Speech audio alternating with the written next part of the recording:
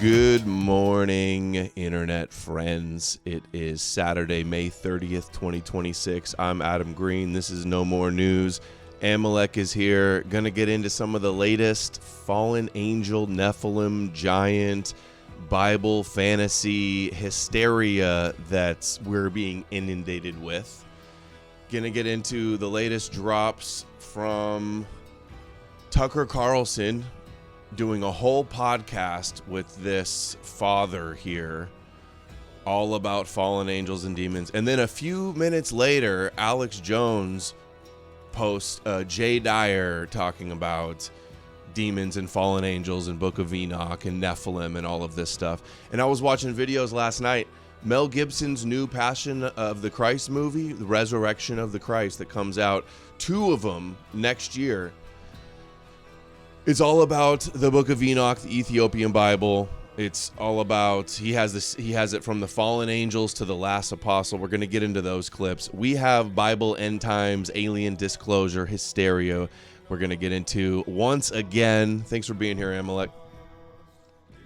What's up, man? I'm just ready to go through and the Goyim Cinematic Universe, dude. The GCU, if you will.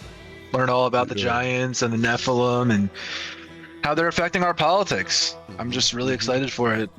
I definitely wasn't raging or screaming or angry at all while I was clipping it up. I definitely was totally normal and level-headed. I was not cortisol spiking. I am. Remember, I did the check right before we went live. I said I was at 90, which is at high. Now I'm at 100. So we are You're spiking. just getting ready. Oh, this drove me nuts. This was not cool. This whole thing. It's just. I can't wait to get into it. It's all a movie. Alex Jones, Sean Ryan, Tucker Carlson, Candace Owens, Mel Gibson, Joe Rogan, J.D. Vance, Trump, all of them pushing this biblical end times according to the script. So let's start with the ones that you clipped up of this guy. What's his name? Father Stephen DeYoung. And I saw the biggest retweet of this was Jay Dyer. I'm surprised Jay Dyer hasn't been on with Tucker himself yet. He was, when Tucker had a Fox News show, he had some like special bit thing he did that was on the Tucker show, I believe. But I predict Jay Dyer on Tucker very soon. Maybe even Joe Rogan also. Yeah, I think Jay Dyer, Andrew Wilson, and his wife, all 3 of those, they will be appearing on a Tucker Carlson / Joe Rogan near you within the next year, probably. Well, they both, Wilson and his wife have both already been on Rogan. Right. Mm-hmm. And interesting enough, the drop where Mel Gibson released that his new movie was going to be about the fallen angels, which also another easy prediction, this is going to be the biggest movie of all time. It's going to break box office records and all types of stuff. People are going to go into end times Bible, Christ brain overdrive. We got the Disclosure Day coming out. We've got the Dune Messiah with the Galactic War coming out. And then we've got the new Passion of the Christ. People's brains are going to go into Jewish matrix overload. Remember, everyone understands, Jews control Hollywood and trying to mind control you, yada, yada, yada. And then we point this out and they say, you guys are just covering up for the Jews. You guys don't even talk about Jews. Like, you guys don't even talk about them. Meanwhile, the entire Hollywood machine is aimed at basic and media machine is all aimed at one message right now. Well, and it's just this Enoch, fallen angels, Bible, Judeo-Christian America. Yeah. That's everything right now. The left is even doing it, dude. All right, first clip. Father Stephen DeYoung explains to Tucker Carlson how ancient hybrid peoples supposedly maintain themselves through ritual sacrifice, blood drinking, and ritual cannibalism. Totally serious stuff here. So you're describing the process of becoming that every person experiences. You're becoming something. But Genesis 6 is describing an act of creation. Yeah. Saying that these beings were different from the very start because they didn't have 2 human parents. Yes. Okay, so that's a very different thing. Well, and mind you, we're in Genesis 6. Genesis 6, giants, the masters of prehistoric world.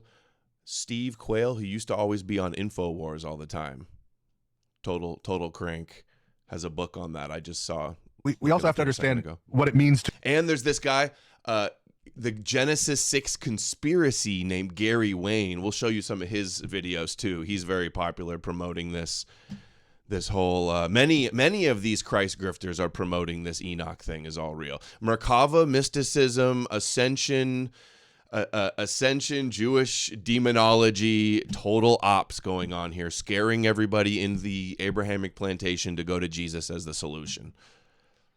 To be part of a people in the ancient sense.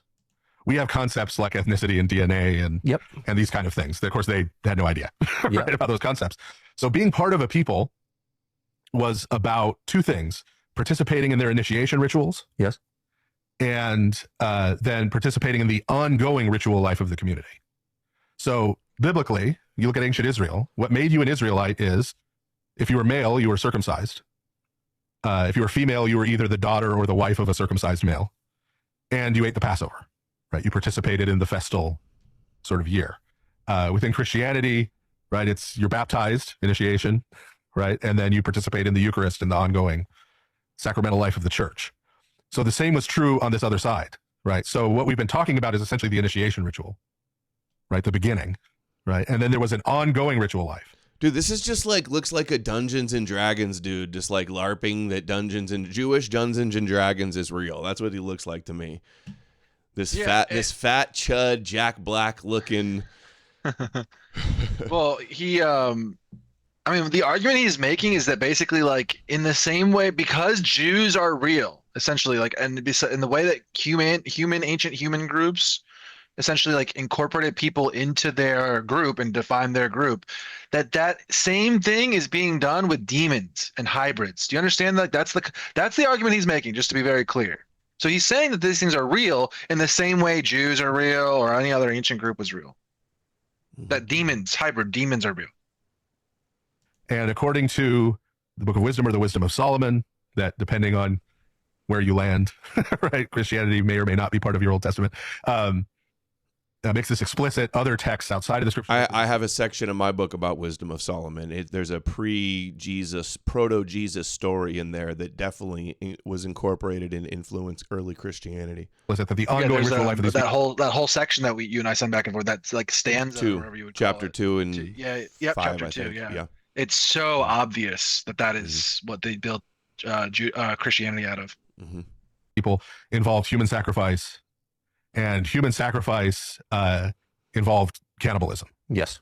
We have a very skewed view of we haven't done a lot of animal sacrifice and seen a lot of it, so we have kind of a skewed view that it's about killing the animal. It's not really about killing the animal, it's about eating the animal. Yes. Part of it being offered to God or a god, and then part of it being consumed, right? And so cannibalism, either at the level you see in Mesoamerica, right, blood drinking, right? That's why blood drinking is forbidden throughout the Bible.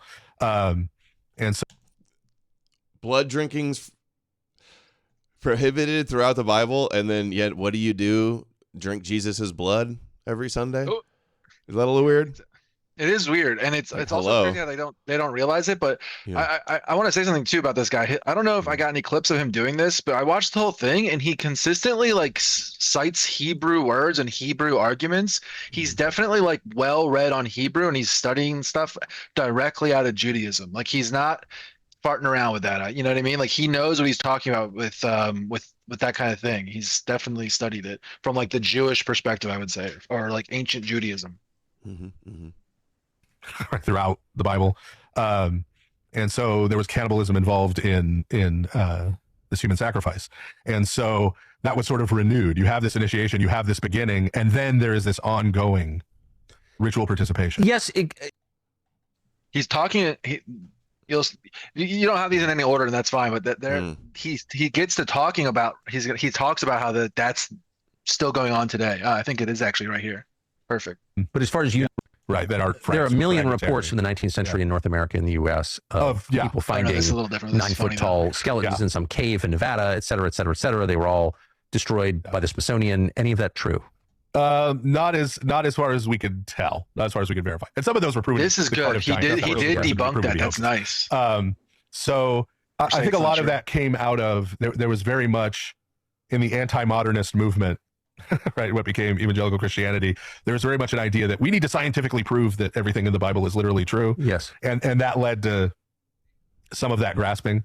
But as far as you know, there have never been found on Earth fossils. Imagine framing that as grasping, by the way. I love the way he explained that. He's like, people wanted the Bible to be true, so they just made up stories about it, pretty much, right? Yeah. I like that's basically what he just said. Yeah, that's good. That's why I kept it in. But I'm surprised he's not for it. What? Yeah. I was happy when. That's why I kept this in, because this is one of the positive things. I was like, oh, here we go. He's actually not retarded on this thing. Yeah. This whole like Smithsonian Giants lore thing. I mean, this is one of the most popular conspiracies on YouTube and on Rumble and BitChute and all the other websites and things like that.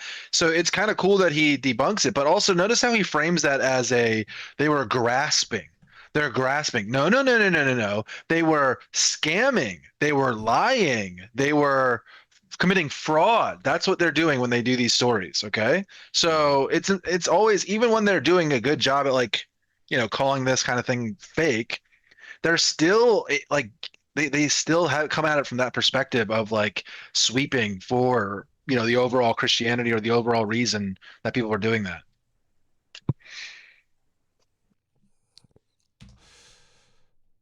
This father is going to get reprimanded by his father. On Earth fossils of human beings. Not verifiably. Not verifiably. Okay. Yeah. Do you believe that like, Genesis 6 says this process of the sons of God impregnating the daughters of man is still ongoing? Do you think that happens now? I mean, it certainly could. Yeah, it certainly could. Like we said, it was 80 years ago. We were doing a similar sort of thing. He's more level-headed than Tucker. There's no reason it couldn't. There's no reason the attendant later rituals with human sacrificing things couldn't be. Wait, what was what did he just say? With the Japanese emperor. Japanese emperor did what? This process he'll go into it. The sons of God impregnating the daughters of man is still ongoing. He thinks he's a god impregnating women? 80 years ago, we were doing a similar sort of thing with the Japanese emperor. There's no reason it couldn't. There's no reason the attendant later rituals with human sacrificing things couldn't be going on. Because they're just glimpses of it. I mean, what's interesting about the Epstein files, for example, which to the extent I have read them are only hinting at various things, and you have no idea exactly what it means. It is like reading an esoteric text. It's like you're not read in, so you don't really interpret it clearly. But there is a fixation. No, you just can't read. On genetics. Yeah, what is that? Like a nod to the beef jerky is baby and meat the ball people? And the and the codes and all that other stuff. Yeah, what code are you talking about, dude? Yeah, that's what it's a nod to. And it's clear he is just hyped up on like YouTube and Rumble and things like that. Like he is up at night watching this shit on his phone or whatever. His brothers, look at what his brother's into and shares with him. Yes, 100%. And he's in group chats and they are all, dude, like I know what, like, I don't know, people his age, like boomer or, dads his age are sharing in their group chats. That's what they're sharing, guys. Like this is what they're all into, is this like ancient alien conspiracy verse stuff. So he's more kooky than the priest, just so we're all clear. The whole time, this priest is actually pretty level-headed with some of his stuff compared to Tucker, I would say. So I do have to call that out. And there seems to have been that for since the time that we're talking about, like blood, human sacrifice, sex, not just for pleasure, or reproduction, but as a ritual. Like these are ongoing motifs through human history. Right? Aleister Crowley's a real person. Yeah, 100%. But I mean, the Incas were doing the same thing that, I don't know, some remote African tribe was doing, the Canaanites were doing. It's like everyone's doing the same thing, is fixated on the same 4 or 5 themes. I am by no means a flat earther, but early NASA, there was some weird stuff with some of those scientists. Oh, big time. Yeah. So you see how they did a nod to that stuff? Yeah. It's like, I don't deny it, but there was like, what is it? The Parsons guy, some weirdo was like, made some rocket developments. It's like big fucking whoop. Maybe it's all satanic. Like, come on, dude. All these little nods to the total crank stuff. And even if there are like occultists who are believers in occultism, who are part of these like scientific programs and things like that, this doesn't mean that the entire apparatus of that is a systemic satanic ritual of some kind, guys. They're eccentric people and intelligent people often have like a Venn diagram in the middle that meets with like, these crazy mad scientist genius archetypes. And guess what that is called? That is like the European mind. Some of our greatest people that you could go back in history, musicians and scientists and thinkers, that was like the archetype they fulfilled. So when you like hate that archetype, like that is anti-white. That is one of the things that like made us who we are, is like utilizing those people and their ideas. Ben and G, I've seen you complain about this for days on end. You seem really triggered. He's saying this is talking about people in a retarded bubble. Sorry, but Tucker and Candace and Alex Jones and Joe Rogan are the biggest influencers, way bigger than any mainstream media individuals. So stop tripping. Stop spurging. And but I guess what I'm saying is, if different cultures at different times throughout history are focused on exactly the same kind of non-obvious ideas, like the spirit world breeds with people, technology comes from the spirit world, blood is somehow magical, human sacrifice is like the source of power. Like who would think of these things? Like this isn't a coincidence that just that's what I'm saying. That they're rooted in some kind of reality that and it's a how is everybody superstitious? How does all the world come to some similar superstitions? That's what he's going with? Human sacrifices. What do you think? You think the aliens populated the earth and taught everybody that this is how you do the proper magic? Oh yeah, that's what they're. Oh, that is what he thinks. Yes. Oh, it's a metaphysical evil that possesses all the tribes of the world to do bad things, and they just need the Jewish Messiah to save them. And real quick, just to Benny G, dude, listen. This is the #1 right-wing political podcast. Candace Owens is the number 2 or 3 or 4 or 5, you could say. Mm-hmm. All of the others in the top 10 are in some way linked to this type of stuff and have these types of guests on constantly. Okay. Sean Ryan, another one. Sean Ryan, huge. Yep. Joe Rogan, all of these podcasts constantly have these on. So what we need to do is we need to be able to point these out, deconstruct these retarded arguments, acting like this isn't like an issue in the right wing or there's not a bunch of congressmen also saying that this is all real and pushing. And all of our families and our uncles and our aunts and our parents and everyone else like that, our grandparents, like they are hooked on this stuff, guys. And I'll just say this, like I said this to you on the phone before we started, like you guys think China like puts up with this? You think Xi Jinping puts up with, some kooky charlatans going on the #1 political talk shows in China and doing this stuff? Absolutely not. They do not put up with that shit. They go in and they stop that stuff because they understand that the political realm is a unique carve out where you can't have charlatans going in and talking about prophecy and religion and all this other shit. Okay, so how do we get our people in the West to adopt that mindset? That's the question, right? So when we watch these things and deconstruct, the most popular right-wing political pundits all covering this stuff, like that's the lens that we need to be looking at it. So it is important. Mm-hmm, mm-hmm. Oh, yeah, chat reminded me of that, too. Based Putin banned the Satanism, though. We're all satanic evil West, but based Putin, right? How many I've seen that story, that headline recycled for years. Every month or so I see that pop up. The real Christians, the good, super base, traditional Christians, right? Yeah. Are they not pushing that constantly? This whole thing is like being done through a lens of Abrahamism that needs to like be torn out, like it needs to be separated into its parts, if that makes sense. Mm-hmm.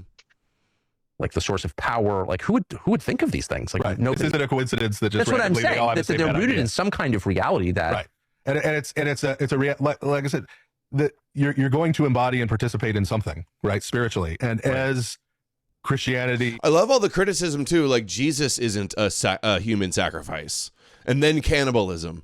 It's like, imagine having a religion that's based on the sacrifice of God, the more improved, better Yom Kippur animal, human God sacrifice.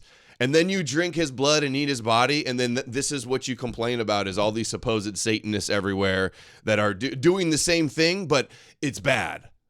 Isn't that weird? Talk about a weird dichotomy they have set up. Weird fake Jewish cosmology. Has receded and been lost in quote unquote Western countries, right? We should expect more and more of that to come intruding back in because that's the other option for No, you would expect something brand new, and like people would think of like a new religious expression that isn't based on human sacrifice, but they never have. Right. Well, if it was just humans making it up. That's what I'm saying. Yeah. So it's obvious. It's obvious to me. I mean, I'm not a priest unlike you, so maybe this like I'm just figuring this out, but like clearly human sacrifice does bring dark power to the people who commit it. Yes. Dude, this is almost like dangerous. You're gonna like he's creating Satanists. If young edgy teenagers hear that, they go, "What? Magical, cool, dark powers?" They're gonna go out and get into this type of shit. They're making it sound magical and cool, crazy, and scaring people, giving people the spooks so that they go run to Jesus. Clearly. Yeah, if demons are real, then Jesus is the only solution. That's the only solution. If these people are like half Nephilim cannibals, then the only solution is Jesus. They're like telling Jewish ghost stories to scare you into bowing down to the Jewish Messiah. Straight up. Oh, shoot, I forgot. Powerchat.live/no more news turned on. I don't know if we hit the goal on a Saturday, maybe I'll do more Sabbath streams for you guys. Usually, yeah, it's a real slow. Not even 200 people watching on Rumble. Terrible time to stream, but I wasn't able to yesterday. I didn't get to it, and I want to cover this stuff, so might as well. Yeah. Yo, here we have. Thank you, Garrett. Had some Jehovah's Witnesses come by my parents' house yesterday. Man, did they receive an earful. Was actually pretty fun. They have no answers for people who do not excuse mass baby murder or genital mutilation when Yahweh is the culprit. No answers, of course not. Jehovah's Witnesses super Noahide. Now I always sent $5. Thanks for all you do. No way, Yahweh. Love the name. I love when Jehovah's Witnesses come to my place. Yahweh sent $5 on Rumble. Thanks for all you guys do. Thank you. Wouldn't be possible without you guys. Oh shit! Big Swank Fella sent $10 on Rumble. Yes. So many PPL I know are on the Nephilim/alien/Kazarian/Satanist/etc. train. It's being promoted and tolerated in the algorithm. So what's happening is these people are developing their ideas. Savior 1911 sent $10 on Rumble. The common Adam W. Streaming during my schedule once more. Let's effing go. Oh/oi, Amalek, how long does your book take to ship, Adam? Ordered during your last late night stream. I'll get it shipped Monday. Okay, yeah. How many people are on this? The TikTok algorithms, the YouTube, the Instagram, they're all heavily pushing this. Totally backed by the algorithms and probably Benny bots. G, you're a retard. No, I literally have incognito mode and I go on TikTok. I have incognito mode and I go on YouTube. I have I check to see what normal people that don't have like a profile like this see. I do this all the time, and it's all, dude. Straight up, if you right now go incognito mode, go to TikTok and go there on your like front for you page when you make one, or if you just use the base one, it is like half of it is this kind of shit. Think about how also the Rogan sphere comedians like Sam Tripoli and Tim Dillon and Kurt Metzger and all those JP Sears, all those types like that, they're all pushing it's fallen angels and demons and Nephilim, the whole ecosystem. Nephilim Death Squad. Thanks, Adam. Yeah. Thank you, Savior. Get back to work, Savior. Just kidding. Yeah, it's being pushed heavily everywhere. Vance, our vice president, said. Yeah, the UFOs that they're hyping and pushing are demons. Dude, there's nobody pushing back on this. Like straight up. Like who the hell is debunking and fucking with this right now? It's crazy. It's just like happening. Nobody is stopping it or critiquing it at all. Obvious. It's obvious to me. I mean, I'm not a priest unlike you, so maybe this I'm just figuring this out. But like, clearly, human sacrifice does bring dark power to the people who commit it. Yes. Like, duh. Yes, they weren't doing this stuff because it didn't work. They were having some kind of experience. They were having some kind of something was happening there. So witchcraft is real. Yeah, and fuck witchcraft is real. Fighting witches and demons and sorcerers. The problem here too is like, and they didn't do it in that clip as much, but they do connect this to like contemporary politics, dude. Like that's what they think. Oh, here it is. I think. Yeah, this is the part where they do that. It's like, actually, it's essential. There are, Hamden, thank you, coming up big. Sent $50 Saturday show with Amalek. Hashem has blessed us today. Yeah, the blessed, holy, no Shabbos goys here, no Shabbos goys allowed. Thanks, man. Thank you, Hamden. The reason I was lingering on the creation of the Nephilim is because it suggests this idea that sounds really radical when you first think about it, that there are hybrids, spirit, human together. But then as you talk about it a little bit, and you realize that every culture has always believed this, In fact, Jesus is described as the union of God and a human woman. It's like, actually, it's a central concept everywhere all the time. Like, it's not shocking. Yeah. Right. I not in a sexual way in that case. Yeah. Let's be clear. Yeah. Right. Not in a sexual way. Right. But yes. Yeah.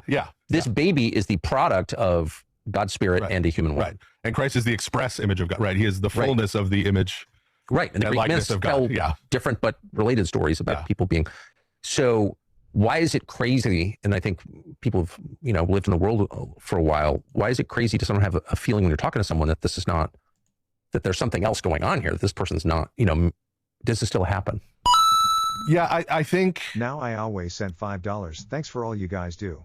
Thanks for those multiples. Let me know if that was an accident. I felt really strongly about people in charge reimburse you. Times. Not just like disagree with them. I think you're a bad person. It's not even that. It's like, what is this? Yeah.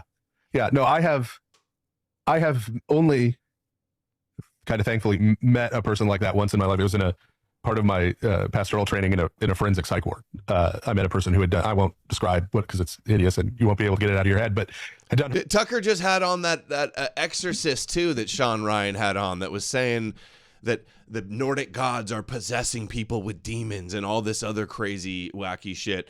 Tucker had him on. Sean Ryan had him on. He's probably too kooky for Joe Rogan, but this guy's less kooky than that guy. Yeah, they're all Sean Ryan and these guys are promoting angel orbs, and that dude also. Mm-hmm. And that's how he ended up there. Yes, but who enjoyed bragging about it and describing it in detail to people and watching the look on their faces. Right, like that level of gone. So there are people like that. And did you feel as you talked to this person or listened to this person that this was not fully human, or this was some kind of hybrid? You could look in his eyes and see that there was something inhuman there. I've had that same experience with people, not quite as cartoonish and obvious as that, but still like, what is this? Yeah. So what is this? It's, well, I mean, so we would say in the church that to become like Christ, to be formed in the likeness of God, is to become truly human. That's what it means to be human. Yes. And so to the degree which you go down the other road, you become something inhuman. Mm-hmm. St. John Chrysostom, in one of his homilies, so they're saying they see crazy people and they can tell from their eyes that they're not human. They're hybrids. This is the type of discussion we're having. He's talking to, so he's preaching in. This is David Icke. This is David Icke 30 years ago talking about shape-shifting eyes of reptilians. Regular people. 4th century. Yeah.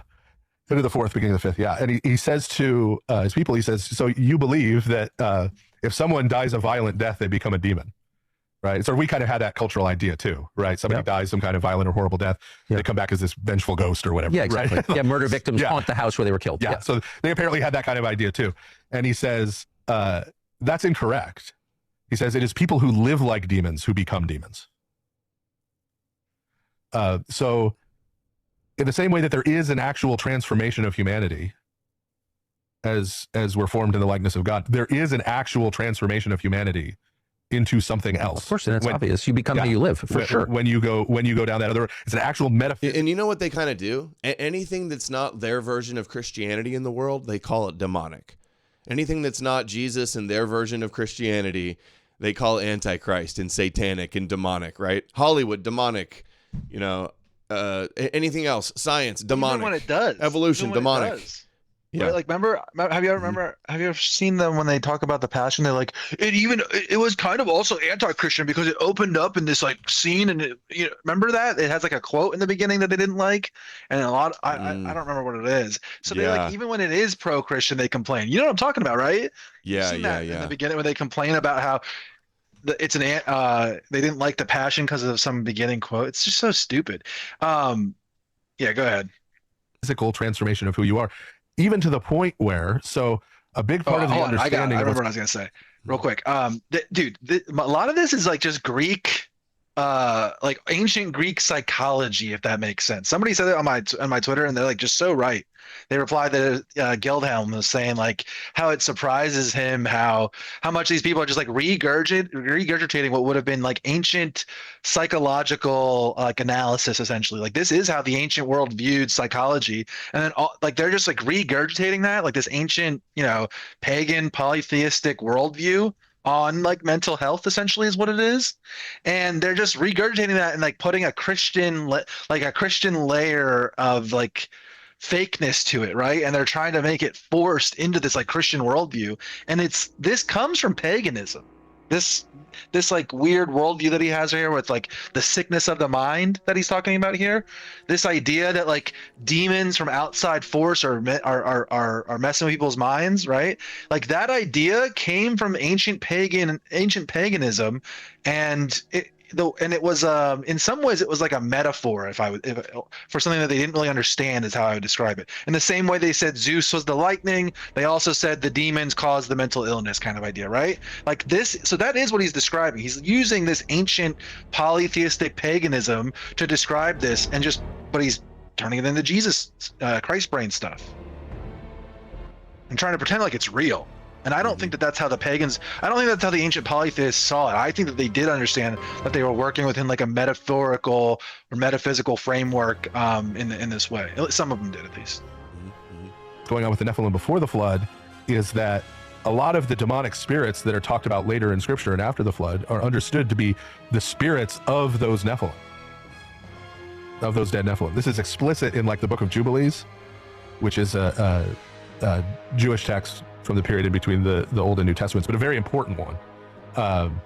If you read like Josephus's Jewish Antiquities, he's cribbing from the history in Jubilees all the time. He just accepts it as historical. And it talks about at the time of the flood, the Nephilim are wiped out, they all die. And they have sort of a leader who's named Mastema. And Mastema comes to God and wants to strike this bargain with him. Don't send us all into the abyss. Don't send us all into the lake of fire. Let some of us stay on the earth. We promise if you let us do that, we'll only torment bad people. We'll only torment wicked people. Hold on, pause real quick. I forgot about this. I looked this up when I was doing this clip about the Jubilee thing he's talking about here. Jubilee is like not historical whatsoever. And notice how he like tries to smuggle in the idea that it is by linking it to Josephus, because Josephus cites it a bunch. Isn't that interesting? Like how they do that thing where they basically they're mixing the historical understanding and understanding of history with the historical fiction genre, and they're just pretending like there's nothing going on there. But it is a sleight of hand. It is a deceit, right? Bill It's a fraud. Sent $10 on Rumble. Glad to be able to watch live this time. Are you familiar with Paul Wagoner? I think he could be a fitting guest for your show. Never heard the name. I'll look him up. God agrees to allow 10% of them to remain to torment wicked people, but it says that God's motive is he wants to use that to bring wicked people to repentance, right? So there's sort of a theodicy going on there, right? Yes. Sort of justification for God. Why does God allow these demonic spirits? But you see reflections of that story even in like the Gospels.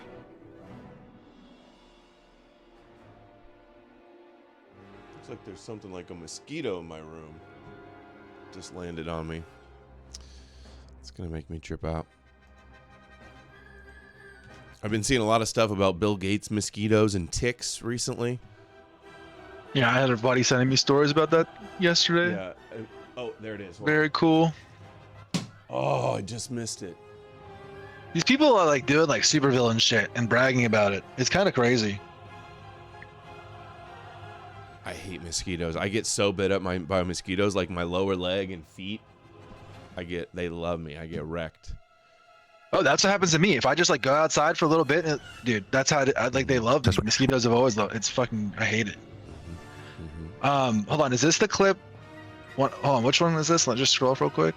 Nephilim were demon hybrids. Okay, so after this clip, you should play the Dyer clip where he talks about this stuff, just to really juxtapose how stupid this is. $5. I don't see how they could roll back this unidentified aerial phenomenon JUFO psyop going forward. Do you guys think it's just a political stunt or a paradigm shift, part of their evolving strategy?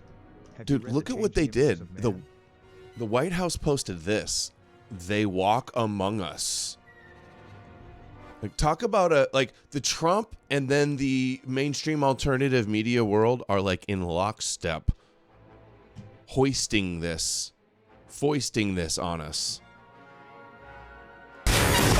And what I think the best way I could describe to you what I think it is that's happening here is that every so often they have to like reforge the myth. They have to remake the myth, remake the cult, right? And like we've just basically been living in like this 2,000 year history of the Abrahamic Jewish, like Jesus, like the dialectic between rabbinic Judaism and Christianity and Islam, right? Like that's what we've been living in, and they're coming on this like new age where they're trying to like reforge, reformat, change up the story again, and like that's where we're at, kind of.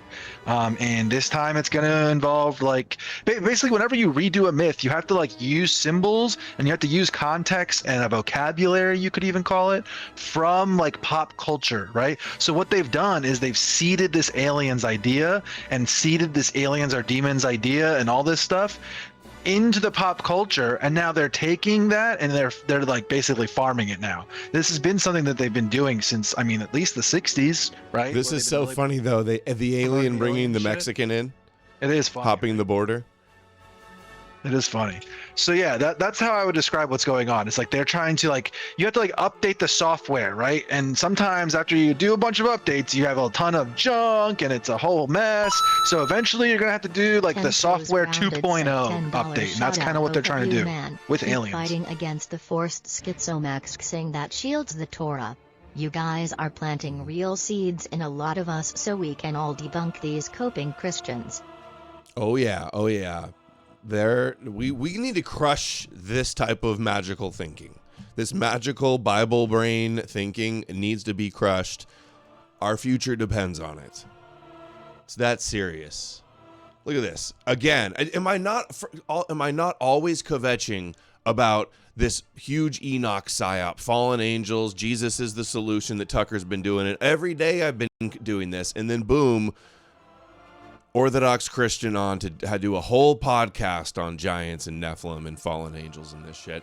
And Dyer does it at the same time. And the other thing I always complain about, we're going to play later, Anna Kasparian on with Candace Owens. She does the same thing that all of these new Christ is King pandering to Christians people do. Based on malaria pilled. I'm tripping that it's going to bite me. Malaria pilled, mosquito emoji. Let's see. Does it got me? No, I'm back down to 80. I'm chilling. Thank you, Maxed Out Bear. She goes, oh, there's so much evil in the world. Like, I used to be atheist, but there's like so much evil that like maybe Jesus is real. Maybe the Bible's real. Maybe I'll worship God. We'll get to that clip later. But I always complain about that's the talking point. And then, of course, she goes on, Candace, and does the same thing. All right. Oh, shoot. Did I lose the dude? Or no, this is it. This is the one. Let's play. That spirit isn't in control of you anymore. You just agree with it. You're on board with that sort of demonic spirit deliberately. You know, you're rejoicing and enjoying, right, sort of the chaos and the destruction and the wickedness. And by the grace of God, there's relatively few of those people, right? But they do exist. Do you mind if I just pull up the passage? Because there's one part of it I want to ask you about, which you haven't addressed, which is just how different the Nephilim are. I mean, they're substantively different. They're genetically different from people. Hey, dude with the super fed posty name, I banned you for the chat today. If you want to come back, you got to come back with another name. I'm not going to have you throwing poop all over my live chat. Sorry, dude.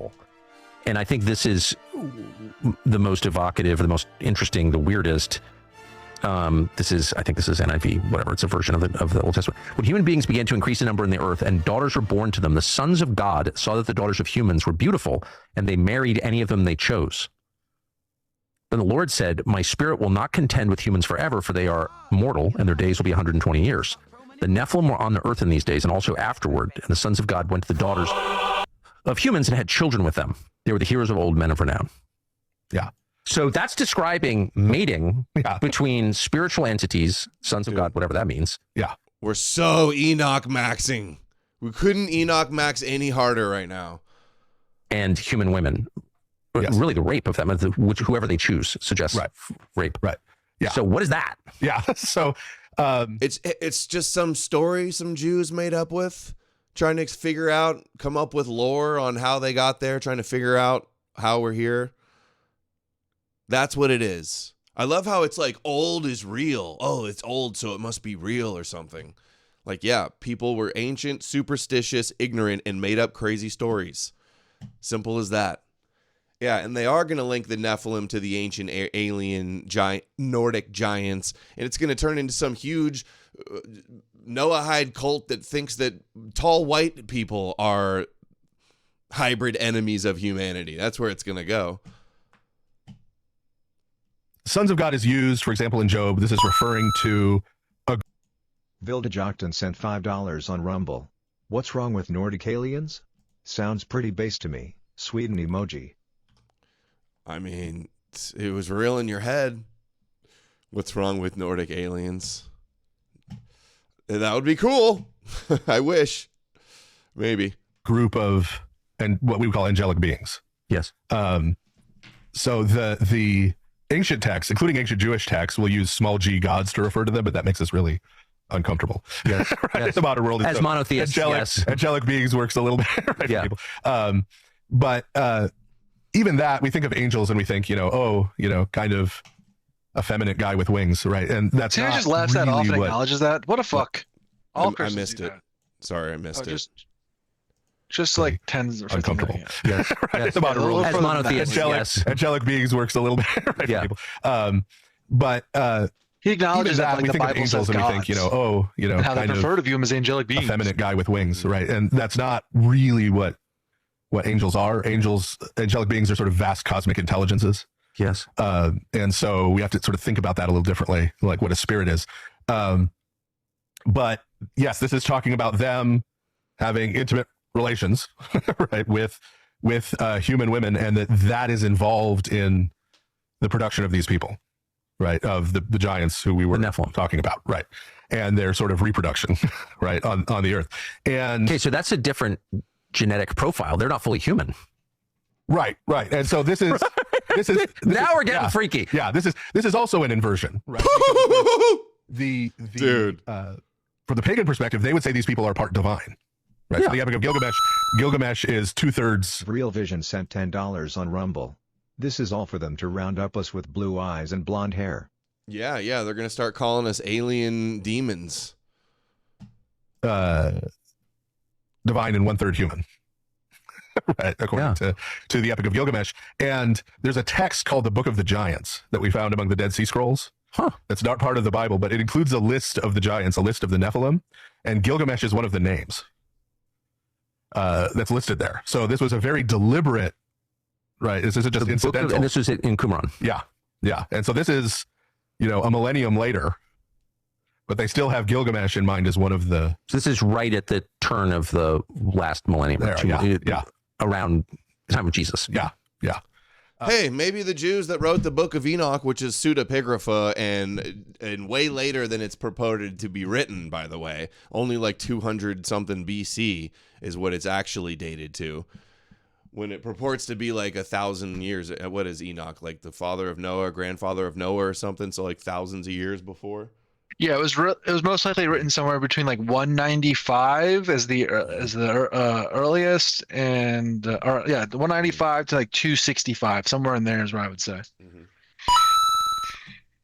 Now I always sent $5. Do you guys think there's any truth to the Anerb German UFO stuff and Maria Orsic, or is it more I don't know what the Anerb is. I don't know who Maria or Anerb is, but no, I don't believe in any UFOs. So that, of course, was part of why they were so great and so good and so admirable and why they had this secret knowledge. And so this is turning that around and saying, no, they're 2/3 demon, essentially. They're 2/3 unclean spirit. They're 2/3. But this idea, just like the fact of it, that entities from the spiritual realm, non-human entities, whatever they are, however we're going to describe them, lower G gods, angels, demons, whatever, that they can mate with human beings and produce not fully human replicas of human beings who can walk among us and rule over us. Like, this is a biblical principle? Yeah, well, yeah. But what this sort of corresponds to, right? If we had it. Yeah. God set up the world and let the fallen angels rule over the nations. Excellent master 5D chess plan, Yahweh. Time machine and a GoPro, is that there were these particular rituals that were happening that were involved in the production of the next king. And this happens after the flood too. And one of the big clues to this. Okay. Tucker's wizard guy. That's super serious stuff. Goyim. You should let's take a Jay Dyer break. Let's bring Jay Dyer's version of that up. So remember, all this Nephilim angels nonsense. Look how important this is. This is connected directly to Jay. Jay is doing the exact same lore shit. And just to point out, that guy is from the I can't remember the name. I'll look it up. I can't remember which church. It's the same church that Goy Father guy that we always argue with on Twitter Spaces and shit. That's what the fat guy's from. So here's Father Ananias that's always calling me Greenberg and Rabbi and stuff. He says, way to go. He loves it. He loves it. Oh, yeah. I love how Dyer was like implying that neo-pagans or atheists are feds and they're part of a fed op, when it's like your narrative is the one, you're on all the big interviews. Your narrative is the one being pushed by all the slop, big sus influencers. You're the one hosting hosting on InfoWars. It's crazy. As if our government's not dedicating the country to Judeo-Christian Yahweh, and you're acting like at the same time they're pushing some atheist agenda or a pagan agenda. Cut the shit. So Father Ananias, I thought I saw the last time I checked the quote tweets. Oh, Cernovich says Timothy Alberino on when. That's the other, like, I think former military dude, the brown hair that's always talking about Enoch I'm playing the clips of. Oh, and remember, Cernovich has a new documentary coming out about fallen angels and demons and UFOs. With Giorgiani, who's pushing that Nordic alien question. Dude, the NQ. Look, I get it. I get it, guys. Like, Israel's happening, Iran's happening, the Ukraine war, our country's economy is going to shit. It's being torn apart at the seams culturally. We're importing tons of immigrants. But you know what the number one issue that we got to talk about is the Nordic question. Handsome Truth sent $5. Did you play my Jay Liar clip? He's such pure anti-white scum. No, I haven't watched it yet. Did you watch it, Amalek? I know I saw it. I think I bookmarked it, but I'm not sure if I watched the whole thing. Yeah, I think I have watched a the first 30 too. seconds. And for the I record, scriptorial is a totally legitimate word. Oh yeah, it is scriptoral. Did they say that too? They're like, you didn't go to school because scriptoral's not a word. That's so funny. They're fucking so stupid, dude. Whatever. I hate these fucking people, dude. Is that true? You should clip that. You should have you saying it. Scriptorial can refer to of relating to writing. There you go. You didn't go to school. It's scriptural. It's scriptural. The word's actually scriptural. Scriptorial's like not a word. Dude, you don't even know, like, you think words aren't even words, bro, but you don't even believe in vegan sharks and vegan lions and Noah's Ark. Yeah, but how do you know that scriptorials are not a word if, like, you don't have, like, the epistemology where you can, like, rely on, like, what the Bible and, like, what the church fathers and their traditions say? Like, how do you know what is and is not a word? Like, what is? Are you even orthodoxy? Does your father even dress like a true Pharisee in your temple? Do the true temple liturgy? Like, fulfillment of the true Judaism in the Orthodox Church? Do you even do that, bro? Fucking these people are so stupid. That's so funny. Good one, Liam. All right. I'm still looking at the retweets. Very good discussion, Buck Johnson. Follows me. Okay. Ortho bro following me, lurking. Didn't even know he existed. Most of them have me blocked, I thought. Mark, I noticed this. Look, Mark Andreessen. He's the Jewish billionaire, right? Yeah. He says, did a demonic AI make this thumbnail image? I realize this Jewish billionaire has me blocked. I've never interacted with him on Twitter before, and he's got me blocked.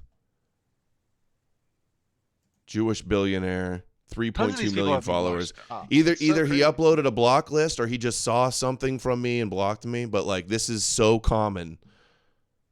Ortho girl says this is fantastic. That girl follows me too, I think. This is my reaction. Here, hold on. This is a real video. Brilify made this. Come on, nigga.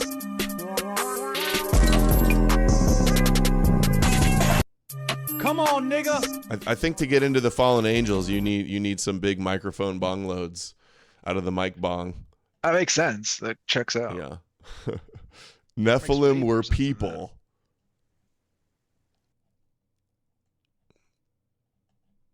Okay, maybe because I'm blocked by Dyer, it's not showing up. But last time I saw, he was like the most popular. Look, here's another one that has me blocked. Who's this?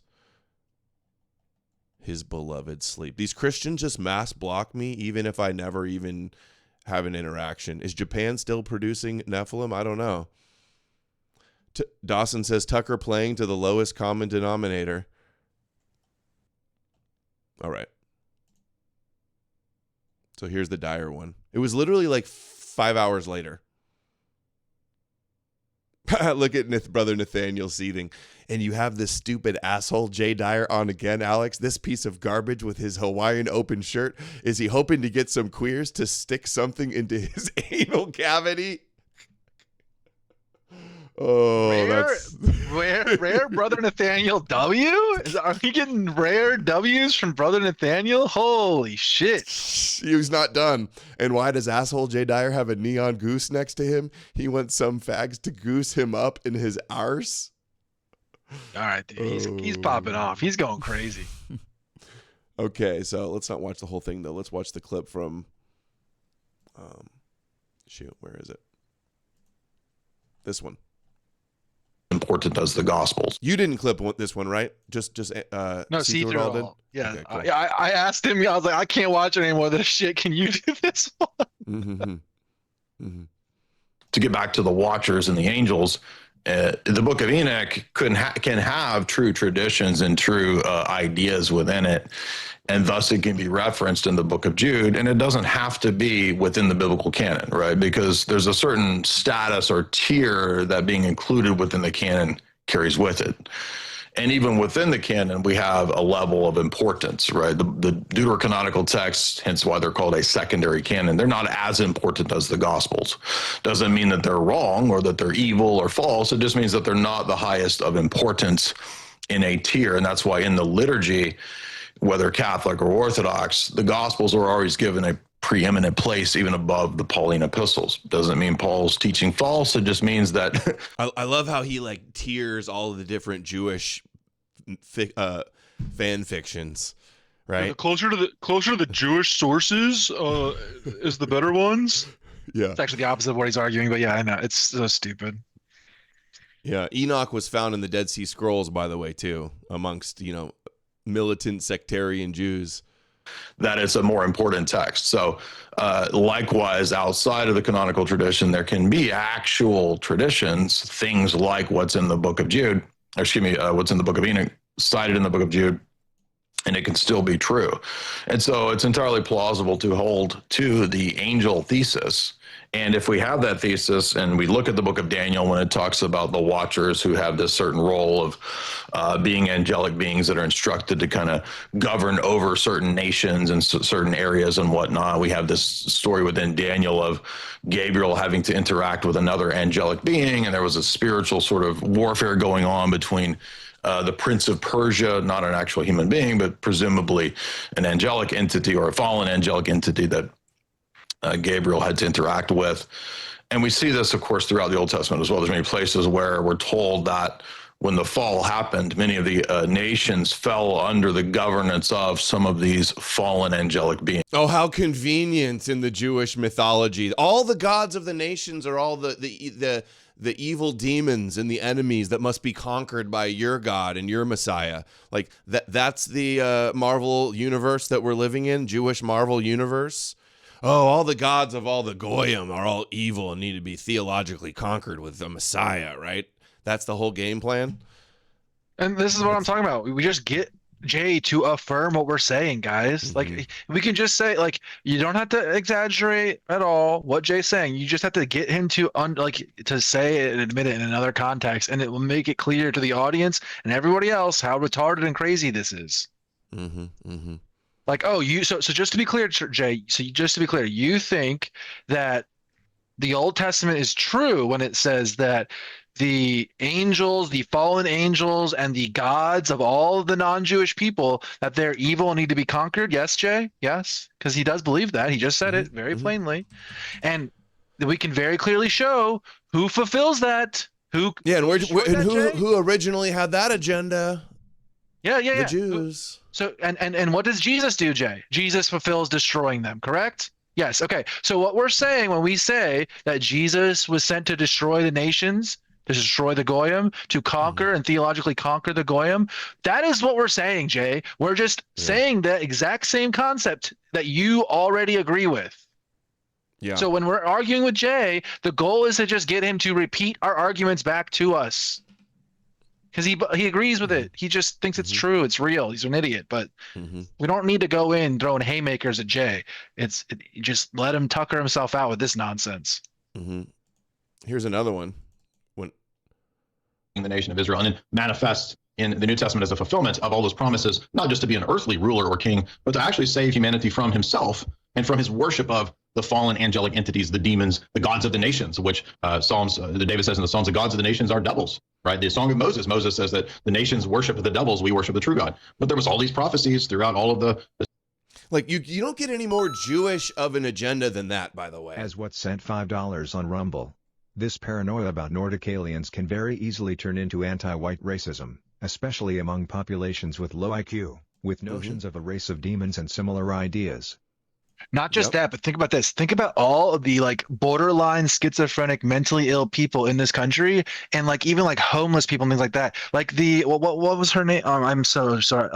If they can get people to believe Jews are eating babies and are secretly Nephilim demons, they definitely can get it. Nordic super white people to believe it. It's so dumb.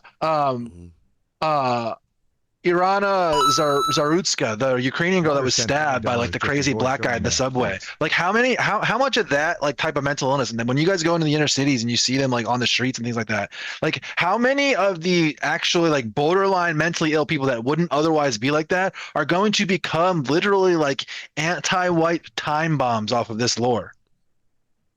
Yeah, so Jay has adopted a Jewish story that all the nations, all the non-Jewish world, their myths and gods and cultures are all demonic and worship fallen angels, and you believe, like the Jews do, that the Messiah, in your case Jesus, was meant to conquer them and replace them with the God of Israel, the God of Zion worship. That's what we're saying. You agree with it, acknowledge it, think it's a good thing, and it's all real. That's the difference. That's where the debate should take place.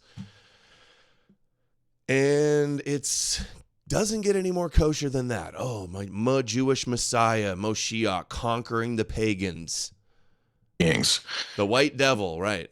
And so the gospel, when it goes out in the New Testament, becomes a period of the conquering of the nations, spiritually speaking, to the religion and worship of Christ, right? So this warfare, this God is a man of war, he thinks so to speak. Spiritual conquest of the nations. He literally is using the exact phrasing and terminology we do, guys. There's no reason when we talk to Jay that we can't just get him to say back what we're saying, and the audience will understand what happened. He won't get it because he doesn't understand this stuff, like what we actually believe. But anybody who understands our arguments will understand what just happened if we get him to do that. Where Christ is going forth conquering, not necessarily with like physical, tanks and horses, no, with myths, but conquering through the preaching of the gospel, right? The sword that proceeds from his mouth through the prophecy mind virus. Yeah. The spiritual warfare of the teachings and the mythology. Yeah. So he acknowledges everything we're saying, but then he copes and strawmans, and he's like, what do you think that boomers should be dancing around trees, sacrificing children to Thor? Like, as if we're promoting that idea. Or the other cope is, he just gets his interpretations from the rabbis. It's just like, he's so off base. He's so in over his head. He's such a shill, too. I mean, it doesn't get more kosher than that. The rabbis would sit there and wring their hands in happiness hearing a good Noahide. He acknowledges that Christianity is Noahide, too. He grants that also. preaching of the gospel. And it spiritually conquers the nations such that the demonic entities under which the nations had fallen in terms of worshiping idolatry, the idolatrous worship that all the nations fell into, that is being destroyed in this spiritual battle through the catechesis and the baptizing of the nations and bringing them into the church, which has been happening for 2,000 years. So if we think about this, we could begin to place the alien story of today within this structure of a spiritual cosmic battle. This is the Alex Jones Show, and I'm your guest host, Jay Dyer of Jay's Analysis. So it's a real spiritual battle. What? That was their sound effect added too. Gee, like what the fuck, dude? They're like trying to like psychologically induce people into like panic there. What the fuck, dude? I gotta watch the rest of that. It's just painful for me to listen to his voice. Yeah, I mean, it's really frustrating that they like legitimately like there's very little disagreements that we have other than they think that it's true and we're saying that it's not true, and then all of our disagreements are like fall from that, and then his idea of what we believe is totally fucked up. Like he has no idea what we think, but we can fully understand what he believes, and we could totally I could repeat back his arguments perfectly, and so it's really just up to us to just get them to say their arguments out loud, because if that's if that's what we like, it's over for Jay if that happens. Like it's done. What we're saying is true. Yeah, you win the debate with Jay by getting him to admit to everything he already believes. Yes. And then cornering him like you really are promoting the idea that Jesus fulfilled hundreds of prophecies, and not just that this was an ancient midrash where they wrote a story fulfilling prophecies. That's the kill shot. That's the kill shot. Jewish magic is real, or Jews were doing peshers and midrash. Those are the two options. And if you're going to sit there and gaslight and look you in the eye and say it's more likely all the Jewish magic happened, well, then you don't get to be the guy who hold up the banner of like anti-Zionism and like, oh, I'm actually really the non-fed authentic version of being against Zionism. And, you know, the Orthodox Church is like the true way and things like that. You don't get to do that then, okay? You have to fuck off into like ortho bro, like theology club land where you guys all debate and jerk each other off and like just fuck off forever, because you actually have nothing to do with anti-Zionism or right-wing politics or however you want to describe this thing. You're actually just like invading this sphere and like trying to skin suit and pretend that you're anti-Zionist when you or critical of Jews in general. You're just not. You're not. You don't get to hold up that banner and then also do this. This isn't just a movie. It's a statement. Moment 1. The Joe Rogan reveal. An acid trip. Let's start at the beginning. January 9th, 2025. Gibson sits down with Joe Rogan for a 2.5-hour conversation. Somewhere in the middle of it, Rogan asks about the sequel. What Gibson says is unlike... Also, remember, Trump anointed John Voight, the Noahide, and Mel Gibson to the head of his like Hollywood oversight committee or something like that. Yeah, this is like Noahide Productions. Yeah, exactly. Anything you've ever heard a filmmaker say about a faith-based project. It's very... Yeah, our government literally like publicly worked on this project, guys. Do you understand that? Like our government... that. Hold on. Dude, what do you... No. That's taking it a little... What do you mean? No, it's not. Okay, well, explain how you mean that. Mel Gibson is a member of the administration, and while he's a member of the administration, what movie is he making? This movie. What do you mean it's not from the government? He's literally the faith advisor to, or I don't remember the exact title. He's Hollywood's advisor and faith advisor in the administration. He holds like an actual position. Mel Gibson. Hold on, let me see what it is. I'm looking it up too. Donald Trump named Mel Gibson alongside Sylvester Stallone and John Voight as special ambassador to Hollywood to help revitalize the struggling entertainment industry. Yes. The primary goal of these appointments is to combat runaway film production and bring business back to the United States. I mean, I'm pretty sure he's been working on this movie for like decades, though, at the same time. But, so. Okay, is there any other situation where somebody who's like, okay, let's just flip this real quick. If Obama or Biden had somebody with that title and they were working on a movie about trans kids, okay, and how cool trans kids are, would anybody in their right mind not point to that and be like, look, the Obama administration is trying to trans our kids. No, every single person on the right would do that. Okay, but when Christians do it, and when Christianity does it, and when Mel Gibson does it with this Noahide bullshit, they all pretend it doesn't exist, and while at the same time they pretend that Hollywood's against them. No, that's not true. Hollywood is just like an arm of this beast, basically, and it's always been like this, where they are pushing this type of what I would call like a Christian narrative. Even when it's anti-Christian, it's still promoting Christianity. In that it like basically is trying to scare people into Christianity when they're doing anti-Christian stuff in Hollywood. But it's always been like this. And so, yeah, it is the government doing this. I mean, how is it not? Well, Jay Dyer says that all the Hollywood movies are some MK Ultra, Project Monarch, whatever. I'm probably forgetting one of them. I mean, this is far more evidence that this is a fed up than anything that we've ever done. What was the Hollywood like CIA name? Was it? It's not Mockingbird. There was another one for like CIA in movies. I'm sure it's in Jay Dyer's esoteric Hollywood books. I can't remember. It's really ambitious. Trying to remove that stuff from my brain. Okay, here, listen what he says about the fallen angels. The fall of the angels to the death of the last apostle. Did you catch that? From the fall of the angels to the death of the last apostle. That's not a movie about 3 days. That's a movie about the entire cosmic battle that makes those 3 days matter. The fall of the angels isn't a minor footnote in Christian theology. It's the origin story of everything. Lucifer's rebellion, the moment evil entered God's creation, the moment the war for the souls of mankind began. Gibson is saying his film starts there, in the heavenly realm, before the resurrection even happens. He's building the cosmic context that makes the empty tomb the answer to a question that started before time. Dude, there's going to be so much Jesus hype in our culture when this comes out. And we talked about this last night. There's probably going to be something in it where it's like the Jews are going to be like, that's anti-Semitic. Like you were saying, somebody said that they're citing the Gospel of Peter. So that's Apocalypse of Peter. Apocalypse of Peter. Yeah, okay. I saw an interview with one of the writers or creators of this. They basically like said something along the lines of, yeah, we even using a apocryphal text like the Apocalypse of Peter to get inspiration from. Well, that one doesn't have the Romans killing Jesus. It has the Jews in Herod killing Jesus. And they also depict a scene where like there's two angels walking Jesus out of the cave, of the tomb. So yeah, maybe that's what they're going to pick up on, and maybe that's the inspiration. They'll show it. They'll show his resurrection. It'll be from the Gospel of Peter account. Dude, if Mel Gibson makes a resurrection, passion sequel, whatever, however you want to describe this movie, and in it, like the Jews physically kill Jesus, like, dude, these people are going to go nuts. But both the Jews and the E-Crusaders are going to both go insane. They're going to, like, or if he does something like he links the fallen, if he links the fallen angels to the Pharisees that opposed Jesus, something like that. Yeah. Ooh, I think I might have called that shit. That's what it's gonna be. Because remember that, like, you go to Google Trends and search anti-Semitism. There's a huge spike when the Passion of the Christ, the first one, came out. He told Rogan exactly how he plans to put it on screen.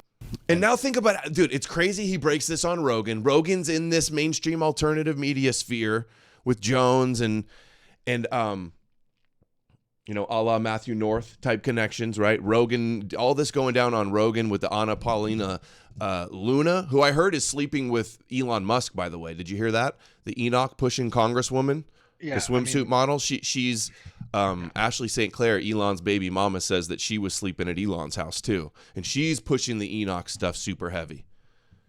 They're Genghis Khan. He's Genghis Khan maxing. That's what Elon's doing. In 150 to 1,000 years, everyone is going to have a little bit of DNA from Elon in them. Rogan got MK Ultra'd by Jan Irvin. That's funny. Jan Irvin gave Rogan his first DMT, so maybe you're right. I think in order. You know who else was in the DMT documentary too that Rogan was in? This Kabbalist writer, what's his name, that wrote the books on the Gaona Vilna. I was just going to say, I wonder how many Gaona Vilna people are going to be involved in the making of this movie. Joel David Baxt is the one that was in the DMT spirit molecule shit. Dude, fuck this. This is so... Matthew North, if you can hear us.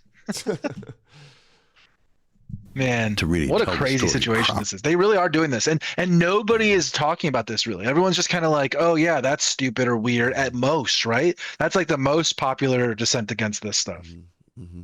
Is just calling it dumb. You have to start with the fall of the angels, which is you're in another place. You're in another realm. You know, you need to go to hell. You need to go to Sheol. $20 on Rumble. Sheol. Book of Elon incoming after his death. Book of Trump. I think they're just going to be the Book of Trump. The Hebrew word for the maybe realm of the Elon dead. too. The place Scripture describes Christ entering between the crucifixion and the resurrection to proclaim victory over death itself. Peter writes about it in his first epistle. Paul touches it in Ephesians. The Apostles' Creed says it plainly. He descended into hell. Most Christian films skip right over that part. 3 days gets compressed into a jump cut and a sunrise. Mel Gibson is building. Well, let's talk about the difference between story and how you tell the Let me story. tell you about a Jewish story. Building an entire act around it. And then Rogan asked the question everyone was thinking. You've got to have his origin. That's not a horror movie move. That's theology. You can't understand why the resurrection matters if you don't understand what Christ was defeating. You can't feel the weight of an empty tomb if you haven't seen what filled the alternative. Gibson understands this at a level most filmmakers. So they're doing the creation of Jesus. It's going to be, it could be 6 hours. There's 2 movies, $200 million, $100 million per movie.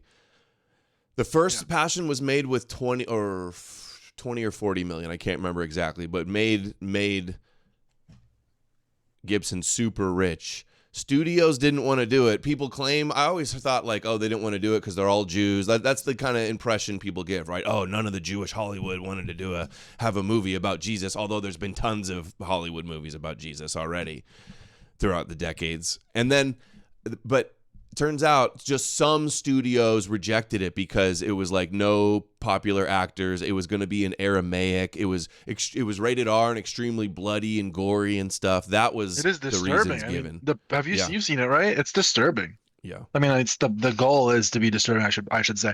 You know, do you remember the Saw movies? Do you remember those when you were younger? No.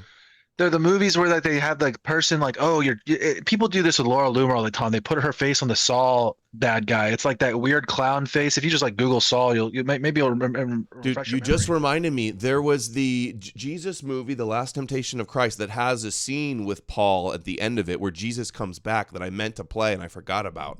Oh, yeah. But go ahead. Maybe we could pull that up today. That would be a good one for today's show, maybe. But anyway, the Saw movies, like the purpose of it was like, oh, you're like a serial killer traps you inside a place, and then like he gets you to kill yourself, basically. But like he gives you an out, and it's like this creepy like gore. I would say like gore porn is the best way I can describe it. And I think that really traumatized like a lot of people in my generation and your generation. Like I do think it did. Like younger people seeing that stuff is not good. And when Passion was released, I thought immediately was like, oh, this is just like Christian gore porn. And that is what it is. That's what it is. It's kind of fucked up to do to people, I think, because like all these churches and all these people are going and bringing kids to that. Imagine you're like you're little kids. People were taking those kind of kids to go see The Passion of the Christ when it was in movie theaters. Absolutely, 100%. I know because I was there. I went and I was part of like a church that went and did that. So. I don't like it. That's kind of fucked up when you think about what that does. It's scaring people into Jesus. It really, really is with the movies. Yeah. You go see that movie, you see all the torture he goes through and all the blood and suffering, and they tell you he did that for you. That happened to him. Yes. He sacrificed himself to save you. So you feel indebted and you have to do the reciprocation, and you owe him because he suffered for you. That's like the traumatizing trauma bond that it does for people. And your sin, because you're evil, because you were born evil and sinful because of the fall. Jesus had to be tortured for you, so you better love him. Like that's the summary of the gospel in a way. Well, we know the other thing too is like we know like just with psychology and the way people like brains work, like we've done this and we understand how guilt tripping and how that kind of thing works. And it is done through that type of thing where you show people violent images and then you reassure them with that kind, like this is how psychology understands these things. So like we just have to put all these pieces together and understand what's going on, and then just like tell people about it, because this is the truth. This is what's happening, is that like the religion stuff is being used to psychologically torture people. Yeah, it's like a little kid gets raped when they're young and they grow up and they become a rapist. Yes. A little kid gets mind raped by watching Passion of the Christ, and they grow up with a Christ brain. Yes. And they do that to their kids and stuff. Like we have to, as a people, like break out of this cycle, guys. Like no matter, like we have to stop this. Childhood trauma. Yeah. All right, let's keep going. There's a little more. I think it gets a little better. Or otherwise, never reach. Moment 2. What's actually in the film? Battles, harrowing, the scope. So what do we actually know about what's in this film? Between Gibson's Rogan interview and reporting from Deadline, whose sources close to the production have confirmed the details, here's what the resurrection of the Christ will contain. First, the harrowing of hell. Between Good Friday and Easter Sunday, Christ descended into the realm of the dead and proclaimed his victory. He freed the souls of the righteous who had died before his coming. It sounds awesome. Gibson I'm going to see it in theaters as soon as I can. I'm sure they're going to be packed and booked out. It's going to be the most popular movie, and they're going to break records, bring back Hollywood. It's going to. You think we're seeing revival now? Just wait till this movie comes out. You think we're seeing kvetching about the rise in anti-Semitism now? Just wait until the Jews claim there's something anti-Semitic in the movie. IMAX cameras. Second, angelic and demonic battles. Sources confirmed to Deadline that the film will... Imagine being able to build anything. I can't wait for that part. Just by thinking about it. You guys get so pissed. Base 44. I love that. Include battles between angels and like demons in other realms. This is why the budget is $200 million split across 2 films. Third, demons in other realms, told as an origin story, not a flashback, not a title card. A cinematic sequence that places the resurrection inside the largest possible theological frame. And unlike The Passion of the Christ, which was entirely in Aramaic, Hebrew, and Latin, this film will be in English. Gibson wants nothing standing between the viewer and the story. It's not going to be easy, and it's going to require a lot of planning. And I'm not wholly sure I can pull it off, to tell you the truth. It's really super ambitious. But I'll take a crack at it, because that's what you got to do, right? Walk up to the plate, right? I'm not wholly sure I can pull it off. That's not false modesty. That's a man who knows what he's attempting. He's trying to put the invisible war on screen, and he's filming it in Matera, Italy, the same hillside town where... on Rumble. Tucker's new show is about technological advances come from demonic spirits. Yeah, we got more clips of that still. That you clip, got a clip of that. That clip, dude. It's fucked, dude. Yeah. He's already said that before too. I think it was with Weinstein. He was like, "Yeah, I think nukes were like invented by demons, not human." People say all of our advanced technology is from aliens sharing it with us, like computer chips. That is anti-white. Okay, 99% of technology comes from white people and Jews. To be very honest here, like that's just the fact. Okay, 99%, and then Asians. Okay, 99% of technology in the entire world that's ever been invented of all time, from the wheel to the computer chip, is like white dudes, Jews, and Asians. Okay. No, it's Nordic Hyperboreans, bro. That's who did it all. Where he filmed portions of The Passion of the Christ 2 decades ago. There's something almost prophetic about that. Moment 3. The man behind the film. Gibson's faith is not a performance. Plenty of people make faith-based films for business reasons. Gibson isn't one of them. On the same Rogan episode, the conversation took a turn that had nothing to do with box office. Rogan asked a simple question. Do you actually believe the resurrection happened? As a real event, not a metaphor. For people to swallow. Yes. That's the one that requires the most faith. The most faith and the most belief, resurrection. Yeah. Who gets back up 3 days later after he gets murdered in public? Who gets back up under his own power? Buddha didn't do that shit. Right. So.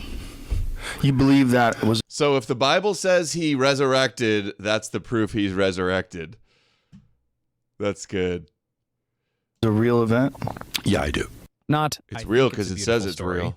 Not, I respect the tradition. Not the careful, hedged, Hollywood-approved version of faith that won't cost you anything at a dinner party. We got another new clip from See Through It All from Jay Dyer about aliens are here to replace Christianity with evolution. Dude, is Jay going to start calling me a Nordic alien, promoting the fed op of pagan evolution? to disrupt his Noahide Moshiach worship. If they stopped calling us for the Jewish demons, and started calling us aliens, that would be a huge W. Yeah. Yeah, that No More News. I'm pretty sure he's like a fallen angel demon. Actually, he's possessed, dude, his soul is possessed by Thor. He's like worshiping for Thor. The how have I never angel, thought of that before? The Jews told me so. Next person that calls me Jewish, I'm just searching their timeline to see if they have ever talked about aliens and if they think Jews are like aliens or demons. And if that's true, I'm just gonna be like, oh, so you just think I'm a demon? Like that's what you're calling me? Yeah, that dude's a Nephilim. That Nephilim doesn't know logical fallacies actually. So. I do actually believe this stuff to the full. This is the man who spent 7 years writing this film, writing it, rewriting it, consulting theologians and historians, sitting with it. That's not a production schedule. How many of those theologians That's a man and working through historians something real. or Steins or Moment 4. Bergs? Hollywood. Or Orthodox. I know he went and visited an Orthodox church not too recently. He did a bunch of photos, but he is Catholic. But clearly he said if it's influenced by the Ethiopian Bible, which has Enoch in it, and Apocrypha, I'm not sure. We need to check. Is the Apocalypse of Peter in the Ethiopian Bible? Versus Gibson, the industry that said no. Here's the contrast that makes this story worth telling. In 2003, every major Hollywood studio passed on the Passion of the Christ. The conventional wisdom was unanimous. It's Nagamadi, a film about the crucifixion, depicting graphic violence in a dead language with no stars, would not find an audience. Gibson financed it himself, and the film grossed $612 million. Now he's doing it again. The Resurrection of the Christ is distributed by Lionsgate, but built outside the studio system through his own production company. Oh my God, pause. I didn't know that. Lionsgate is working on this film. That is, I'll just say like, is that Arnon Milcon? No. I don't Lionsgate. Oh, the portal of Moshiach, the Lion of Judah. No, that's not. No, I mean, okay. Wait, Lionsgate Portal 2026.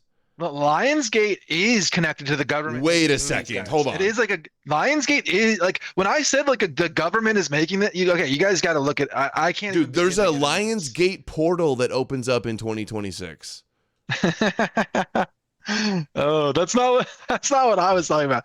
Okay. I'm talking about that studio, Lionsgate, is connected to the government funding, first of all. Second of all, they push the giants are real, Noah's Ark is real. What was that movie, Noah or the Flood or something that they made recently? I don't know. So Lionsgate being involved is like the government is making this movie, guys. 100%, dude. Dude, he's part 1's 2027, part 2 is a year later in 2028, right around the elections and Trump, Messianic Fever, Fallen Angels, Hysteria. They made some of the biggest like CGI type flicks and movies that have been out. I'll find out what I'm looking. I'll try to find the site what I'm talking about, but you can keep playing. The fact that Lionsgate's involved, though, that just confirms all this is going to happen.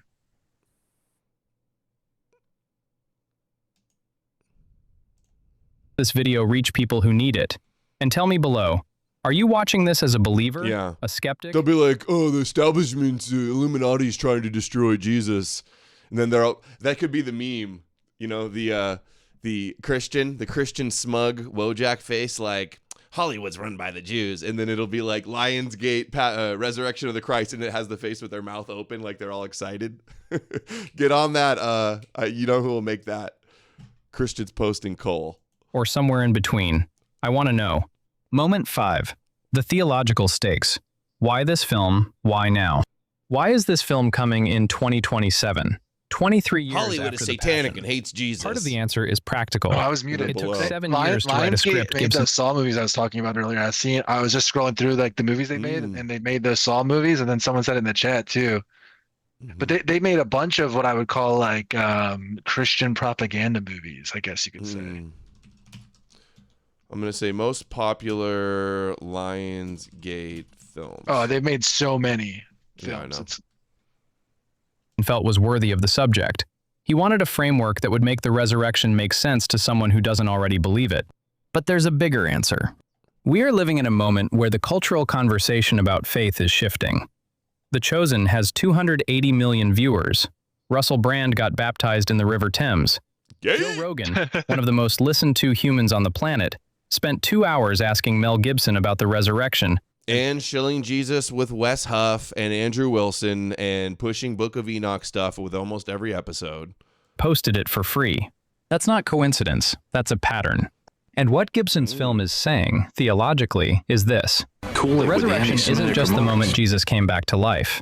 It's the moment the entire war changed. The forces that have been fighting for the souls of mankind since the fall of the angels hit a wall they couldn't break through, and Christ walked through it anyway. That's the story. That's always been the story. And a man willing to spend 7 years writing it, $200 million building it, and his entire reputation defending it, thinks the world is finally ready to see it. Yeah, historical stuff. Well, I regard the Gospels as history. It's verifiable history. Some people say, oh, it's a fairy tale.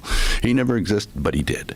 And there are other accounts. But he didn't. Actually, but he didn't. Listen what he says, too. He goes, oh, there's extra biblical writings confirming he existed. No, there's not. They're way late, and they're just confirming Christians exist. Listen to him. Verifiable historical accounts outside the biblical ones that also bear this up, that yes, he did exist. He didn't say... No. Josephus is 60 years later. He wasn't alive. He was at the same time. He wasn't a contemporary. It's not even a genuine account. It's an interpolation. It's a fraud. And even if it weren't, it's just confirming the Gospels and the Christian story, what they would have heard from Christians. Wrong. He's just completely wrong when he says this. I have faith. He said. Well, they always are framing it like it's some sort of like execution record. That's how they're trying to that's how they're trying to frame it. Like, oh, we know because we have the records, as if there's some sort of like Roman execution order or something. That's the move. That's always been Gibson's move. He also thinks the Shroud of Turin is real. He goes, oh, they did a new study and the Shroud of Turin says it's 2,000 years old. From the weight of evidence, and let the viewer decide what to do with it. The $200 million statement, nobody in Hollywood All right, that's good. That was from Mel Gibson's Fallen Angels scene was so disturbing he almost got cut. 3 weeks ago, 1.3 million views. Just irrelevant, huh? Ben or whatever that guy's name was. Mel Gibson's not big enough to talk about. Joe Rogan and Mel Gibson. That's just our little echo chamber. All right, let's see the J. Dyer one. That see through it all shared. This should be good. Curiously, very close to, as we see these phenomena begin to really pop off, the so-called alien UFO phenomenon, the abductions and the entities and whatnot. One of the first things that I remember noticing when I began to study this phenomena, I would say back in the early 2000s, mid 2000s, read a whole bunch of books on UFOs and alien abductions and what exactly is going on in this phenomena. And in the 2000s, when you were a big-time Christian Zionist reading John Hagee books, one of the first. We can trust you now, though. You were retarded then and fell for all the psyops, but you figured them all out now. I'm sure. I came across was actually a Protestant evangelical guy who wrote a really good book in, I want to say, the late 90s and 2004, excuse me, and it's called Alien Intrusion. And in this book, Gary Bates posits the thesis that the alien story, the alien mythos, is curiously very close to the sort of New World Order evolutionary atheist mythos. It's almost like a kind of a metaphysical religious replacement mythology to replace the idea of biblical religion with something akin to we are the offspring. How are these demon alien psyops promoting evolution? It's promoting the Bible as real. He's completely projecting here. That's crazy. Spring of the gods. We've been seeded here by the... Yeah, it's all the evolution believers that are pushing all of this UFO fallen angel shit. Aliens. And like that's an example back. It's like, well, in the Epstein files, they're promoting the atheists. Like that's what he says back. Yeah. It's like it's actually all the pro-Russia sphere influencers that are pushing this. Demonic West, demons run everything, all psyop. Like you, Jay. That's actually, if anything's an op, it's that. Are the offspring of the gods. We've been seeded here by the aliens, and the ancient aliens are actually coming back to farm us and genetically experiment on us, and really just a bunch of nonsense that matches up very closely with the atheistic, Darwinistic, social Darwinist type of message, which perfectly plays into the technocratic New World Order elite plans to have a global government, a culling of the population. Dude, nobody is connecting evolution to these aliens. Dude, how are they? Is connected to the Bible. The thing he just laid out is connected to the Bible. What is he fucking talking about? The whole, ancient aliens are real and they're coming back to genetically harvest, and there's actually some truth to all the ancient world religions, because it's actually like the ancient record of aliens, of us being an alien colony. Bro, that's you doing that's the Bible being used for that. It's not evolutionary scientists promoting fallen angel UFOs. When people hear that, they don't then go, oh, well, then I guess evolution is true. Well, if ancient aliens are real, then evolution is true. Who the fuck are you talking about, Jay? You dumb shit, fuckface retard. What the hell? It's like he's going along with the Giorgiani psyop, that the Nordic aliens are the fallen angels. He's so fucking dumb. And so it's the Nordic white Europeans that are promoting evolution and modernity and not the Bible. Maybe that's going to be the angle. How can we get Nick to crush evolution is white? Dust. Nordic, white Nordic alien conspiracy. They're fucking insane. He's an idiot. He can't. He literally cannot like observe reality and then describe it. He's unable to do that. So get the fuck out of politics, dude. Yeah, total crank, total clown. A mass disarmament, one world government, one world, religion, all of those things. Dude, you mean? Meanwhile, you want a one world religion with the Jewish Messiah ruling the earth. So that turns why swords is he into even plowshares? That turns like what the fuck are you talking about? That the peace on earth. They want to get rid of nuclear disarmament. Oh, so you mean turn swords into plowshares? You fucking retard. Just happened to be the message that the aliens and the ancient aliens and the visitors and whatever you want to call it, the interdimensional beings. Well, that's always what they want. You call them angels. Why are they you call them demons. What happens to be the global elite message, right? We got to cut the population. We got to corral everybody into smart cities. We got to control everything. We got to disarm, right? We got to get rid of guns. Like, that's literally what the aliens are always telling us. And this was some of the first propaganda in early alien movies that Hollywood was putting out. If you go back and watch The Day the Earth Stood Still, you'll notice that that was actually consulted on by the OSS and CIA. People like C.D. Jackson, others were involved in producing these films that would teach scientific socialism again. Well, I wonder, Jay, what do you think about the new Spielberg movie, Day of Disclosure, where the trailer starts with a little girl squeezing the cross in her hand because she's scared of the demons? What do you think of that? It's the idea also, of nation state. What Jay is describing is literally Isaiah 2. Like, this is literally Isaiah, what he's describing. There's gonna be world peace. They're trying to make one world religion where everyone's trying to worship the same thing, and they're gonna enforce world peace and ban weapons, and no one's gonna be at war, and everyone's gonna be in harmony. That's quite literally the prophecy of Isaiah, dude. Beginning of the trailer Isaiah, with the spooky movement. It says clinging to Christ. Yeah, does this look like evolution? Oh, evolution's gonna save us from the aliens. What? Dude, it says in Isaiah, for out of Zion shall go forth the law and the word of the Lord from Jerusalem. He shall judge the nations, the Goyim, and shall decide disputes for many peoples, and they shall beat their swords into plowshares and their spears into pruning hooks. Nation shall not lift up a sword against nation, neither shall they learn war anymore. Okay, so Jay Dyer, if you're upset that there's a group of people out there trying to form a one world religion that's trying to disarm the people and stop war, okay, and rule from Zion, okay, then you look in the mirror, you fucking retard, you biblically illiterate clown. So here's Disclosure Day, which comes out in a few weeks, I believe. Steven Spielberg's new Alien movie. Someone showed you. Proved it to you. Now we got all the Christian Zionists going to meet with government officials, they claim, to have this controlled alien disclosure to prepare their flocks for the implications of this. And then look here, Steven Spielberg says UFO disclosure will dislocate society and cause humans to question their religions. how do you think the world would react to a disclosure day? Is kind of like the hope that, you know, is in the film one that you believe, or is it one that you kind of yearn for? No, I was yearning for it when I made Close Encounters, but when I made Disclosure Day, I believed it. That's the difference.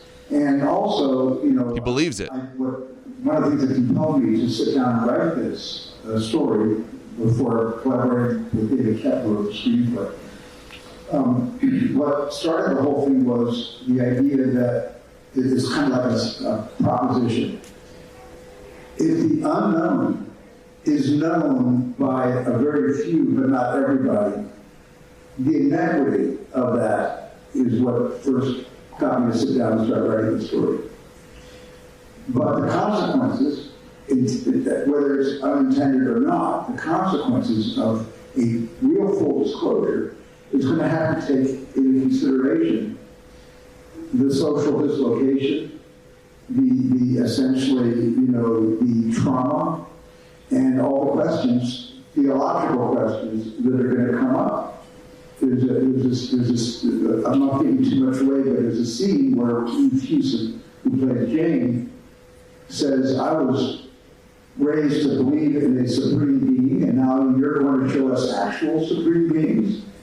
She says, the world can't handle both. And she really believes that. So I think it's not an easy decision to make, whoever eventually is going to make it.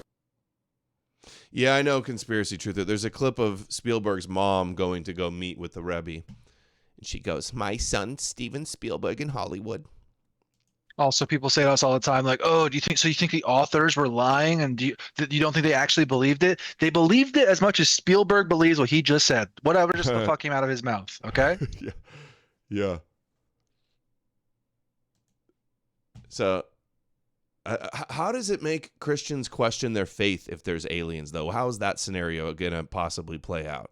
Like, that makes sense. If we know aliens are real, life also birthed and evolved on other planets, so we're not created. Genesis isn't real. Is that evolution happens elsewhere in the universe? Is that the argument, or that we humans evolved because aliens came here and meddled with us with monkeys, like the Anunnaki story? What do you think the angle is that they're talking about here? I think they're talking about, like, okay, so like the lowest IQ Christians, which make up like the bulk of the Christians, right? Like the ones that don't know anything about the scripture or anything like that, like it will make them question, because they're supposed to believe that like the whole story of the world and the universe centers around Earth.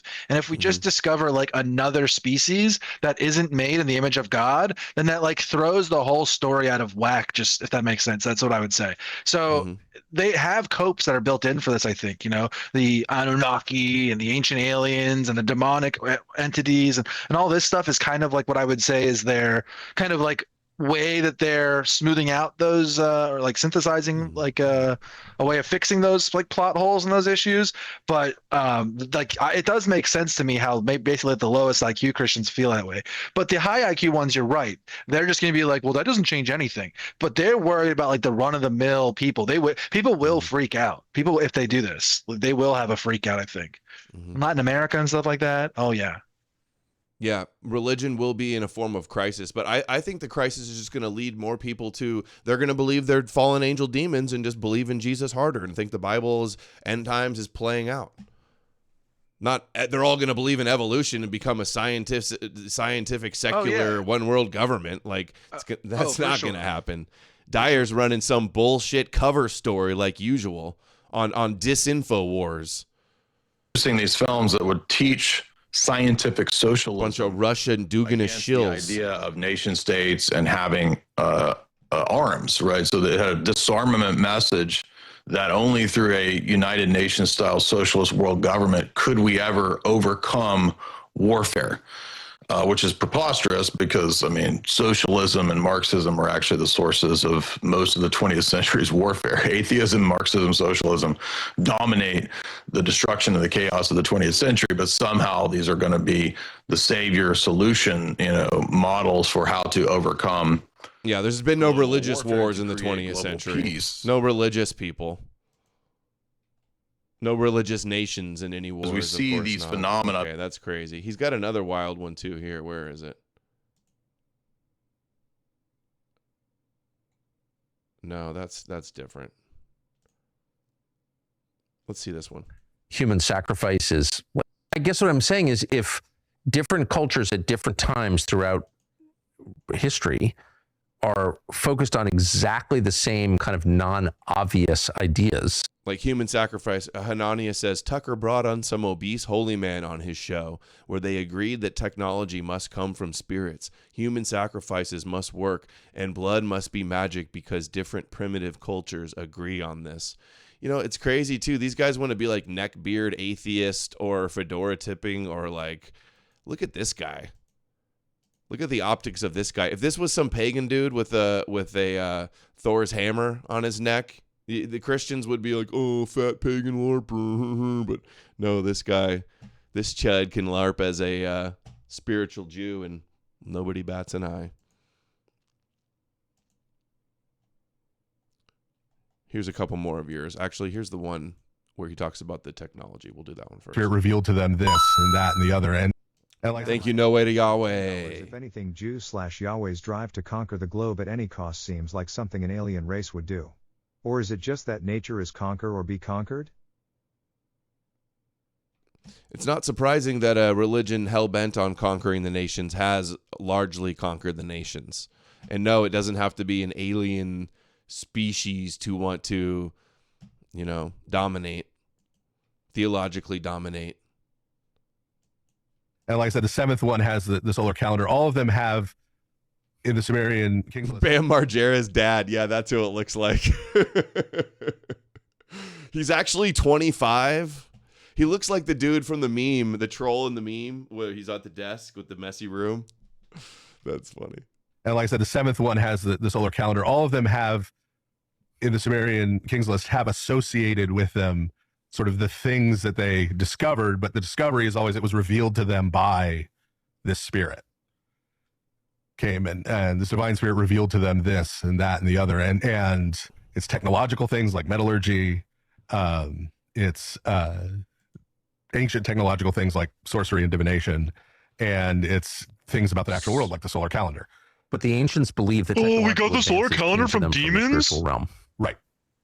Right. That's where it's coming from. But that doesn't happen. The solar, that's what he's saying. The solar calendar is from demons in the spiritual realm. Yes. From the spiritual realm. Right. That's where. Dude, we can't get credit for nothing, huh? At all anymore. Well, this is sorry. Yeah. No, this is part of the larger discussion, and this is. But nuclear technology definitely didn't come from the demonic. Well, this is exact. So, hold on, did you see that? I know you're fucking with your watch right now. Did you hear what you said? Yeah. He just did the nuclear thing. Yeah, he's doing the nukes definitely weren't given by demons. And then this is what happened. This is what happens. Normal people hear him say nukes were given to us by demons or created by demons, and then they're going to Google or they're going to look up, or the Jews are going to write some article where they're going to say that this is some anti-Semitic retarded dog whistle towards like Albert Einstein or some shit. Oh yeah, because they try to credit Jews for creating nuclear weapons. Yeah, and then then they just brought on Paul? Owen Benjamin and called him a genius, and he thinks nukes are fake. So they're on the same page there. I was going to say the true story of the Jews and nuclear weapons is far more interesting, and I mentioned like Pollard and like Rosenberg and things like that, right? Like these types of like fake mythologies about Jews and nukes, guys, where like a demon taught Jews how to make Arnon Milchan, I think he had something to do with it too. Is fucking retarded, okay? And it provides cover for the real story of the Jews and nuclear weapons, which is the fact that also that the big cherry on top is that they have nukes as a state and that they don't follow any of the nuclear treaties. And you just remembered the last time he talked about his demon nuke theory, he was like, "Oh, they always nuke Christian places." Oh, he does that here. Yeah. Okay. Good. Understood it. And this is the ancients going all the way to late antiquity. Neckbeard Reddit atheist. Like, look at this dude.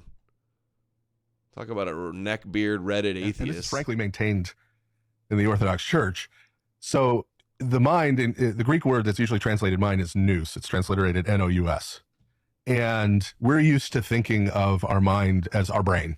Yeah. And it's sort of this computer in our skull box, right, that churns and processes. But that's not how they thought about it. They thought about the mind more as a sensory organ. like your eye. Yeah. So you'll see it referred to as the eye of the heart or the eye of the mind. And that the mind sort of perceives the spiritual realm. And so ideas are like sights or sounds or smells.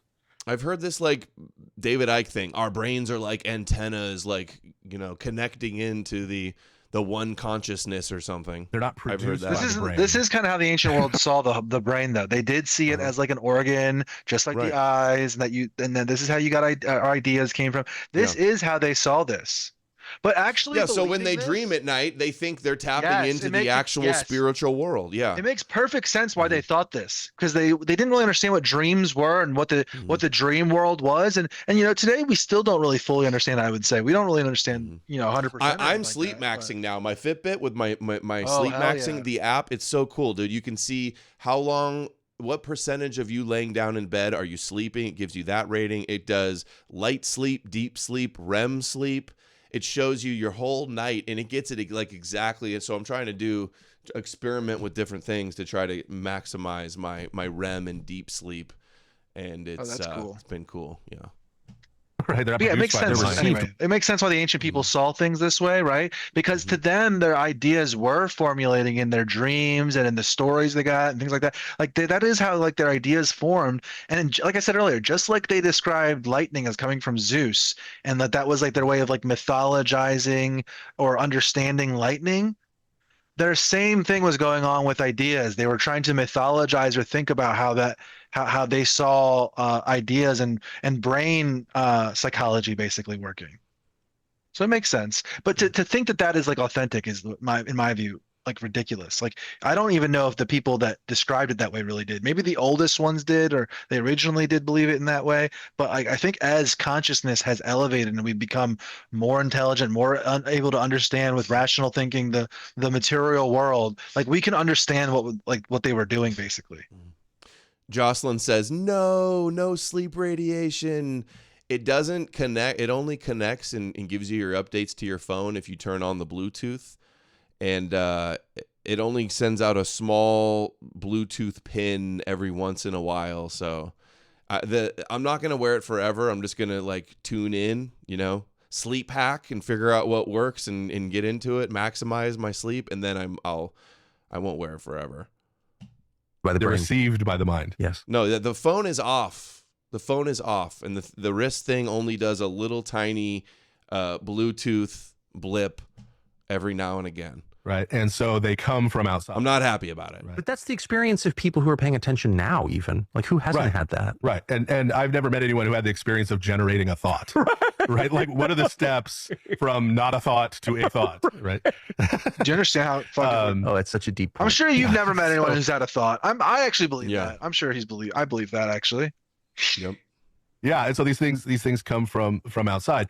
And so this is in the genealogy of Cain in Genesis, right? It's Cain's descendants who invent metallurgy and use it to make weapons, right? And who discover divination and who discover music and use it for seduction and right for these other things, right? So just everything cool that we do is secretly demonic, and we don't get credit for anything how cool we are. It's all coming from either demons. Anything bad comes from demons, and anything good comes from Yahweh. That's how you perceive the world. It's like a form of schizophrenia, I think. Because the idea is that these demonic spirits that are antithetical to humanity bring knowledge to humans before they're ready for it.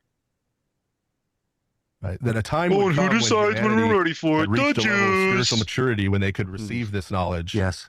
And put they'll it to come proper tell you use. about the nuclear weapons. And so it gets revealed early. Right. And that begins with the serpent in the garden. Right. The tree of the knowledge of good and evil is not itself evil. Right. So Adam is created, humanity is created innocent, right? But innocent like a child is innocent. And created for this purpose, created in God's image in order to grow into his likeness. Yes. And so a point of maturity would have come where humanity could have had the knowledge of good and evil and been able to make right good choices, because God has the knowledge of good and evil. Yes. He knows what good and evil are. And this is the way the phrase, the knowledge of good and evil, is used throughout the Old Testament. It's used to refer to a child coming to sort of what we would call the age of accountability, coming to the age where they understand good and evil, right and wrong.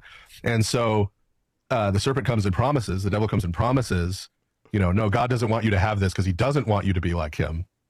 Here's the shortcut. Get this knowledge now before you're prepared for it. And that brings about destruction. So yes, right. The atomic bomb is revealed to man. We don't use it as a carbon neutral source of electrical energy, right? We use it to make a weapon. And I don't know if you're aware of this or not, but Nagasaki was the most Christian city in Japan. I'm highly aware of it. I'm highly aware of it. That's yes. one of the first things. So Christian America dropped the bomb on the most Christian nation in Japan for the demons, for the evil, tall, white, sword-making, music-playing, nuke-making demons. Maybe we should just God created the angels and cast them out of heaven, but let them rule over the goyim on earth, only for them to nuke his Christian followers. Imagine believing this. It is like, it makes people schizophrenic. Come back to reality. Talk about magical, delusional, fantastical thinking. Nagasaki and Hiroshima were called industrial centers, you fucking retards. Dipshits. That's the reason they were picked as targets. Not because, where's all the Christian Japanese people? All 2% or 3% or whatever it was back then. Where are they? Oh, that's where we're going to nuke because we've got demons on our side. Fuck you. So I suppose America is the demons in that case too. Edom is the demons that nuke the Christians, demons won right? World War II. Yeah. It takes like authentic like problems with like, the whole World War II narrative and like, what's been done in Europe and what we've done to ourselves since then. It takes that like authentic thing that we're like talking about and it muddies the water with this bullshit. Sent $5. This fat magician is cleverly trying to weave pagan Greek genius into a Semitic framework. These people. This is what early Christians were doing too, guys, by the way. Like, this is kind of what they were doing. Is they are mixing. This is where like, we talked about all the time, like Platonism and Greek influences and pagan parallels, things like that. In Christianity, this is what we're talking about. They're smuggling in this type of thing in with the Judaism, basically. They like Judaize these things and they make it like what I would say real, quote unquote real. Like they're basically like saying it's in the material world in a way that I don't think in his authentic original reading of the stuff. Now I know that there's pagans that'll disagree with me on that and whatever, that's fine. I don't really care. But I'm just telling you like that's my view of it. And like is that they were trying to describe like human psychology through these myths. It gets used for, is to wipe out. I'm fixated on it, actually. Wipe out most of the Christian population. Oh yeah, you're fixated on it. Church. Yeah. Yep. So, and that infuriates people when you say it, but it's true. Yeah. So that's a pattern, right? And so, that is the understanding. And so they're not. The promise is always, I'm going to give you the secret knowledge. This is going to give you power. This is going to give you control. This is going to give you influence. This is going to give you X, Y, Z, right? But ultimately, it ends up being toward humanity's destruction. Yes.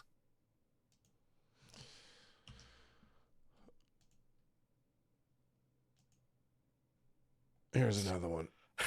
Right? And when you read just purely pagan sources, right, they're kind of honest about it.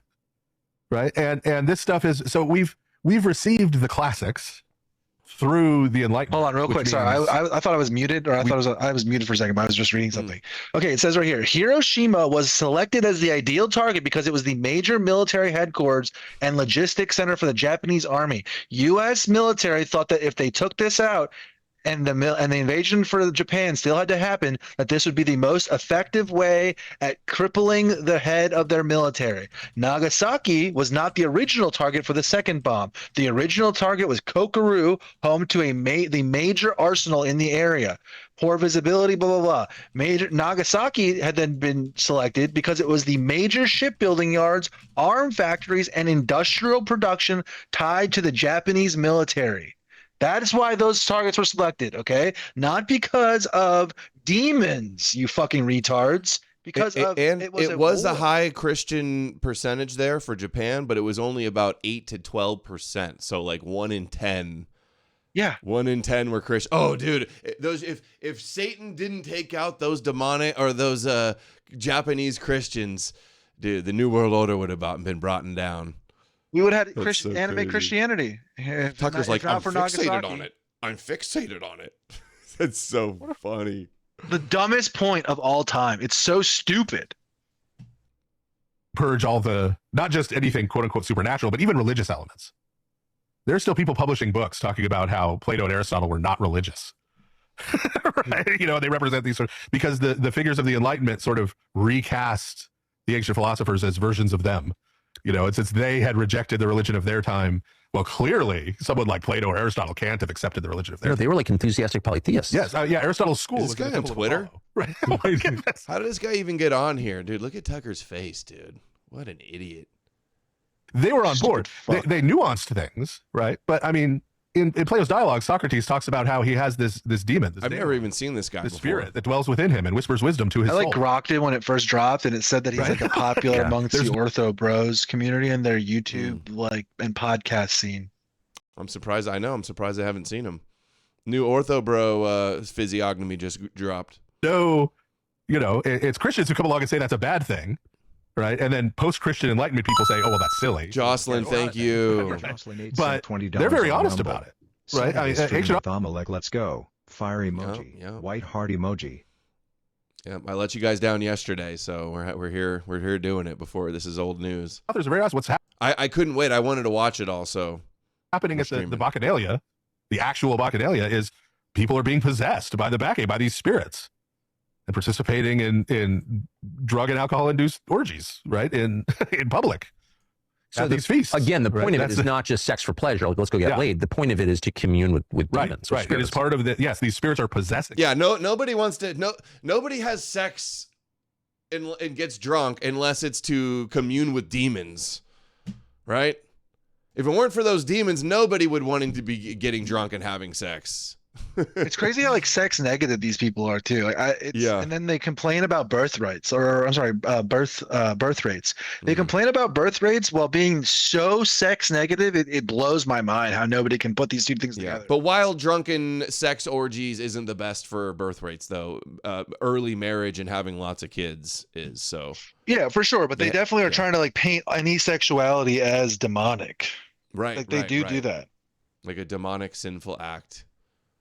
Them, right? Taking possession of them, taking over their body and participating in these things. That's what they say they were doing. Yeah, nobody likes partying or having sex. Only demons. Only those white Aryan evolution. I wasn't going to go to that party, but then the demon, they got me, dude. Yeah. Well, I think of the remaining world religions that we know about that are practiced in public, only Haitian voodoo and African voodoo is honest about that. Talks that openly about it. Yeah, talks that openly about some forms of Hinduism, but they aren't prevalent in the West, right outside of India, right? Yeah, but certainly in Haiti, like there's human sacrifice. It's denied in the United States media for whatever reason, but it's talk to any Haitian about it. It happens. Oh, it's the center of the religion. Right. But the point of it is not just to kill kids for its own sake. The point of it is to receive spiritual power. Yeah. So kind of like how God sacrificed his kid, and then you drink his body and blood for spiritual salvation. Like, these people should be the last people. Of all things they could kvetch about, it's the same thing they believe. Knowingly part of this psyop. Maybe he got cold trade by his crazy ad or at the university Dr. Persinger was from. I think he's part of this. I think he's just a little crazy and obsessed with his pet theory of Jesus being a pedo doing drugs.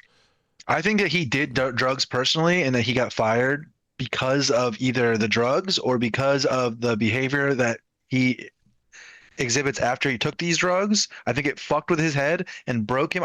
Maybe that's how his personality always was, but it put him over the edge of this stuff in my view. And now that he got fired and kicked out of that whole scene, his whole narrative, I don't even know, the Ammon Hillman lore universe is like the creation of that resentment for getting kicked out of that scene. That is my Hillman theory on what's going on. Satan LARPing. Yeah. He's doing it because he knows how much it bothers those people who he views wronged him. So I actually kind of get it, to be honest. Can we grow up? Can we all grow up and try to like fix the world, or at least like try to live in reality? I don't know. I mean, I'm down in southern Louisiana, so I'm not that far from And that still goes on. I mean, of course it does. Yeah. So also the idea that like human sacrifice is central to Haitian voodoo is retarded, by the way. Oh, it is? I don't know anything about it. No. Yeah, that's just retarded. I mean, they have animal sacrifice and all this other shit. It's like a weird black people, like Africanism, animism mixed with a bunch of other stuff. Like it's a hodgepodge. But like, and to what degree there might be people doing human sacrifice and calling it voodoo or making their religion part of that, it's not like the central tenet in the same way that maybe the Eucharist is in Christianity. That's what he's insinuating there, as if like, oh yeah, Haitian voodoo, instead of doing the Eucharist, they do human sacrifice. That's not true whatsoever. Not surprised. Long tradition of Jews and Christians spreading lies about pagan religions. Yeah, I mean, sure, it's for sure like a bunch of black people doing black stuff, but like, yeah, it's not the same. Yo, this is amazing. I love this. This is my favorite part. And we found this library of texts. Ugaritic is a Semitic language, so it's like Hebrew or Aramaic in terms of the vocabulary and the grammar, but it's written in cuneiform on tablets. And so those tablets survived because those clay tablets are very difficult to break, even if you try. Yeah. And in there, it shed a lot of light on the Old Testament because, as I mentioned earlier, there's a lot of words that only appear once in the Hebrew Old Testament, but we now have cognate words in Ugaritic that help us understand some of these things. But one of the texts there is a ritual text for when the king died. And when the king of Ugarit died, they did this funerary ritual where they offered sacrifices and did what is essentially magic, right? Ritual magic, to try to ward off the Rephaim, who were the spirits of these dead ancient kings, so that the king who had just died could pass by them safely to get into the underworld. And so that then showed us, oh, okay, well, so that's what Isaiah is talking about. That's what the Psalms are talking about, the spirits of these dead kings. And so Og being the last one, right, who's alive at the time of the Exodus, he's one of these giants. Deuteronomy describes his bed. It randomly says, talks about Og being slain by the Israelites. Historicizing Deuteronomy is retarded. About in Numbers and Deuteronomy and in two different Psalms. They sing about how great it is that Og, king of Bashan, was slain by God through the Israelites. And they say, Og's bed, he's had this iron bed and it gives the dimensions. And you're sort of like, well, that's a random fun fact. Og slept here. And the dimensions are huge. So you're like, okay, he's a giant, right? But we found a ritual bed of the same measurements in the great ziggurat of Etemenanke in Babylon. Iraq. Yeah, in the city of Babylon. And that ritual bed was used in these sexual rituals to produce the next king. So this is not just saying Og was tall. This is saying Og came out of this sort of sexual ritual. And this would involve what were called at the time shrine prostitutes. These were enslaved women who were sort of used as vessels for, they would be seen to be possessed by this spiritual entity. And then there would be sexual relations with the king at the time. So the king at the time was seen to be as part divine and part human. We have this woman who's possessed, and then she is human. And so that's, you get the 2/3, 1/3. There's sort of three parents. So the temple prostitute would be the mother of the new king. Right. And the idea was because she was possessed by spirits, those spirits would infuse the new king. Right. And that's sort of, and so birthed by that. Right. So only kings. They call it only kings. That's funny. Good one. So real quick, think about what, okay, so I just want to make sure everyone's on the same page here with what he's saying. He is saying that what the Bible is talking about with the Rephaim and all this other stuff is this sex rituals that all of the ancient kings are doing, okay, where what they're doing is they're having prostitute sex slaves, temple prostitutes, become possessed by demons and then sleeping with those demons and those possessed women, and that is making and that those kings themselves are also descendant from the Nephilim, right? Which that's how people become 1/3 or 2/3 of divine being. Right? So he's saying that this is like an ancient practice, okay? Instead of everyone just being grown-ups and putting our big grown-up pants on, okay, and saying, hey, like ancient kings had like harems of prostitutes and they actually didn't need demons to do that, okay, because humans like to have sex. Instead of just being grown up about it, he has to like buy into this stupid lore. And okay, and now that is the framing of what he's about to say. So that's the ritual that he thinks that all these ancient civilizations and all these civilizations are doing, is that your kings are sleeping with demon-possessed prostitutes, and that so is their creating kids are special. a new race. It's a way for them to claim their kids are special.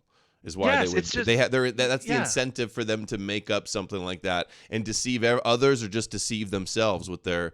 Or with to say their, it about your enemy kings, right? In this case, superstition, right? They're writing up this about a Babylonian king, basically, right? So it's Jews in Israel, right? They're writing about They're writing about their enemies in Mesopotamia, right? They're basically writing about Babylonians, right? That's who the subject does here. So they're saying that the children of the king of their enemies are the byproduct of not just prostitutes, but demon-possessed prostitutes, okay? Like, so this is an ancient version of shit talking. That's what this is. This is political propaganda for the Jewish priest class, right? Against the royalty and the nobility of Babylon. That is what this is. Just if we, again, put on our big boy pants, it's not real, it's sociological, it's material. Oh, yeah, Daily Mail. Yeah, let's go. More slop from Daily Mail. Just in, UFO and alien quote-unquote evidence to take center stage on Capitol Hill in just days. There's more. That's funny. So yeah, like we're looking at ancient political propaganda and then treating it as real life, and then like thinking that that's how and thinking that that is like a thing that's actually happening in real life today with no evidence outside of like your own schizo interpretation. Like, this is a problem. It needs to be removed from politics globally. Like, we basically need to incite like some sort of like militant secular movement that hates this stuff so much, because real people or smart people are sick of this shit, guys.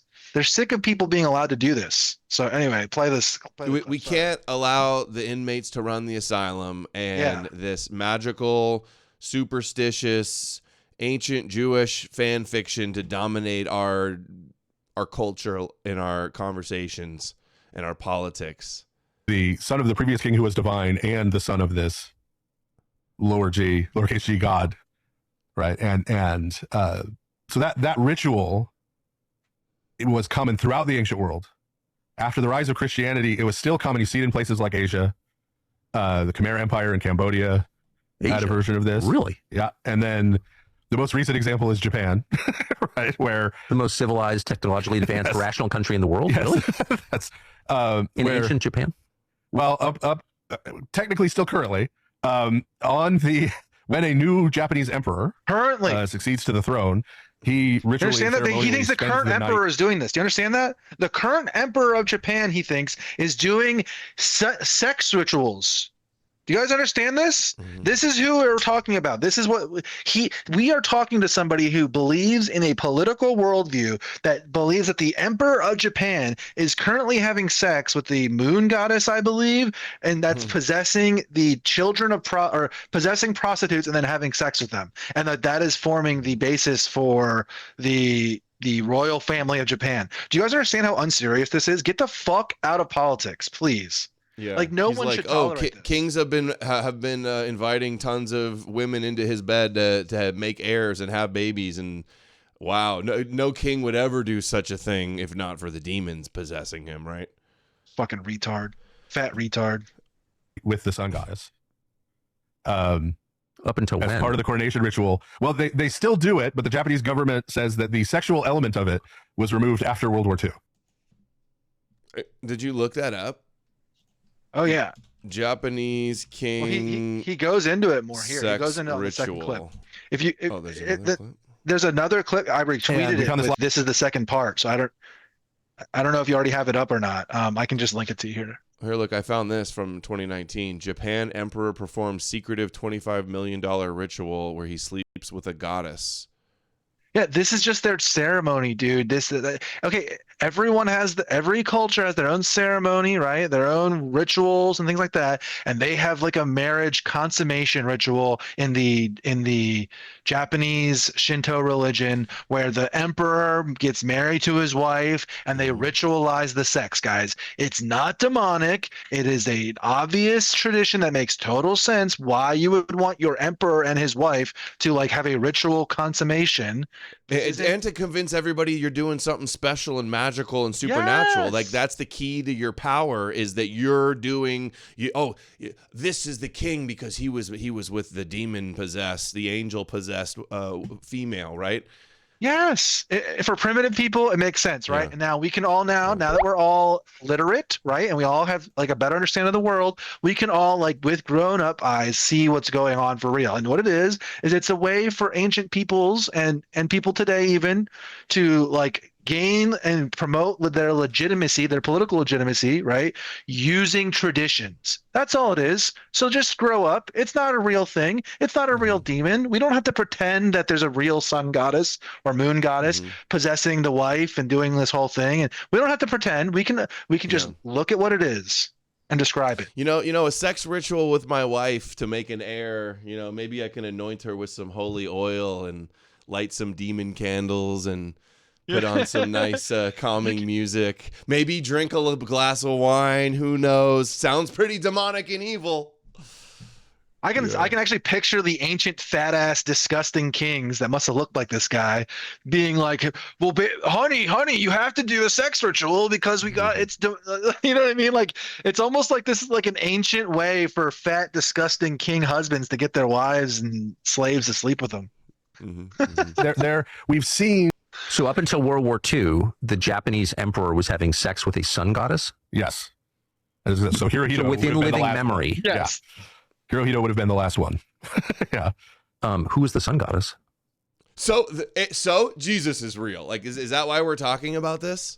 Yes. That's what all this discussion is ultimately leading to, right? The purpose of it all, right? Well, the Bible's real because guys, weird Asian culture having some ritual with a goddess. Oh, okay, total proof. So I'll just say this. I'll just say this now. It's gonna wait till the end. But look, I had somebody message me that in DMs, and it's a Jew DMs me and goes, "Hey, look, that whole Japan has like an evil demon, like birthing ritual is like a Jewish thing." And he showed me all these Jewish forums who were or like screenshots of them. It's all these Jewish forums of them talking about this in like the 90s on their internet forums and shit. Like this whole lore of the Japan is like birthing this like demons and shit like that. It's like a bunch of Jews think this, guys. So he's just like repeating this like Jewish, and it makes sense why they would think that, right? Like they are taught that the pagans or that the nations believe in pagan demons and that they're falling, like all that stuff. So he is just basically like doing repackaged Judaism for the Gentiles. That is what he's doing, whether he knows it or not. Jocelyn says, us Celts have the best sex rituals. Trust. Wow, that sounds interesting. Maybe that's a hole to research. That's a hole to go down, pun intended. Well, I mean, he would go into a chamber with a number of concubines, right, who are embodying, right, the sun goddess. So this is exactly this kind of ritual still going on. So so this is Japan, which is an island in East Asia. Yeah. And this is a like precise replication of what was happening in the Near East. Yes. It was a long way away. Yes. Oh yeah, because kings having sex with their concubines is the exact replication in Japan that was happening in the Near East. And the only way that those two things could be happening at the same time across the globe is because of demons. Connected by interdimensional Nordic fallen angels. Obviously, the only explanation for kings all around the world wanting to sleep with hot women and pretend like they have magical powers. Yeah, definitely not like just horny dudes. Just not like horny kings trying to like fuck a lot of women. It's not that. No. It's demons, guys. Demons. I'm thinking about consulting with Eve on Unhinged Mode about Celtic sex rituals. Does that sound like a good idea, guys? Or is that just... we need earmuffs for any of the kids. Maybe the Substack. Maybe the Substack. I love you Substack content. Eve, hey, Eve, go Unhinged and tell me about Celtic sex rituals. We need to hail the ancestors. Yeah, and dude, these guys all act like the Bible is like some Kama Sutra. Like without the Bible, we would never know how to have sex or do anything. And then at the same time, they say like, oh, when the kings have sex with their wives or with the concubines, that's demonic. Like they're sex schizophrenic. That's what they are. And it's like, look, I don't want to get too much into it, but like being sex schizophrenic is basically like the death sentence for women. Like you can't do that to women. Being a culture of sex schizophrenia and sending like confusing mixed messages, like that is contributing to our birth rate decline. I'm telling you that right now, without a doubt. To what degree we could argue about, but that is part of it. Sending women having mixed messages on sex like this is very problematic, I guess you could say. Yeah, this Chud's just mad. He'd never get invited to the hot sex parties. I think that's what it is. Among the Kemmers. Tucker's been there. I bet you Tucker's been to the sex party, the sex orgies. Yeah. With his little cute bow tie he used to wear. Imagine you're the wife of Tucker and you're watching them talk about this right now. Like you are just like, oh my God, dude. Also far from Japan, sex and even farther from the Middle East. So like, how are these totally different cultures, languages, geographic locations all doing exactly the same weird thing? Yeah. Well, you mean king sleeping with women? How could we explain such a thing, such a phenomena? Isn't this crazy? Do they all eat food and take shits too? Like, geez. Were they taking wood and making the wood long and then putting a string between the wood and then using arrows between it? Were they doing that? Oh my God. Well, how did people come up with the bow and arrow so far apart? Oh my God. How did people come up with the shoe? Oh my God. Somebody surely had to have come up with the shoe and it must have spread from one place to the other. No. These things develop because human like reality and the way we act is uniform across the globe, and it's just a reaction to the environment, what's going on. So the wheel was invented in the Middle East and all other places. It's like this is how these things happen. It's not just one place and then it spreads from one guy invents something and then it gets spread these people are retarded. And I mean, this is where we get to the idea of a demonic spirit. Because maybe it's real. Yeah, we just maybe we have maybe it's real. We know this. We know this, right? We know it's real. We know sort of mass evil arise within living memory in the world that can't be explained by a large group of people all making the same bad decisions simultaneously by coincidence, right? This is what brought me to God. Was this? No. This is what brought evil. People doing bad things. Hold on, brings me to God. That's what he's doing right here. Yep. See it? So he's doing it and Anna Kasparian's doing it. Yeah. People doing evil things is proof that Jesus is real. That's the argument now. Or there's no God and just people have the evolved brains to do like advanced evil things. Also, a large group of people all making the same bad decisions simultaneously by coincidence, right? This is what brought me to God. Was this exact understanding? It was a very obvious observation, which somehow I missed, but yes, that's right. Yeah. And we've all been on the less negative side, right? We've all been in crowds. We've been in groups. We've been in stadiums. We've been in a place of worship with a group of people where we've had the experience of sort of acting together, right? Of participating in something together, right? And that's Chalky Chalk says, thank God all these evil things and millions of people are murdered so that I could come to God. Tucker. Yeah, let it be a lesson to you, all the evil I allow on this earth, all the evil I created and all the suffering I've caused. May that lead you to Christ. Like that's the mindset.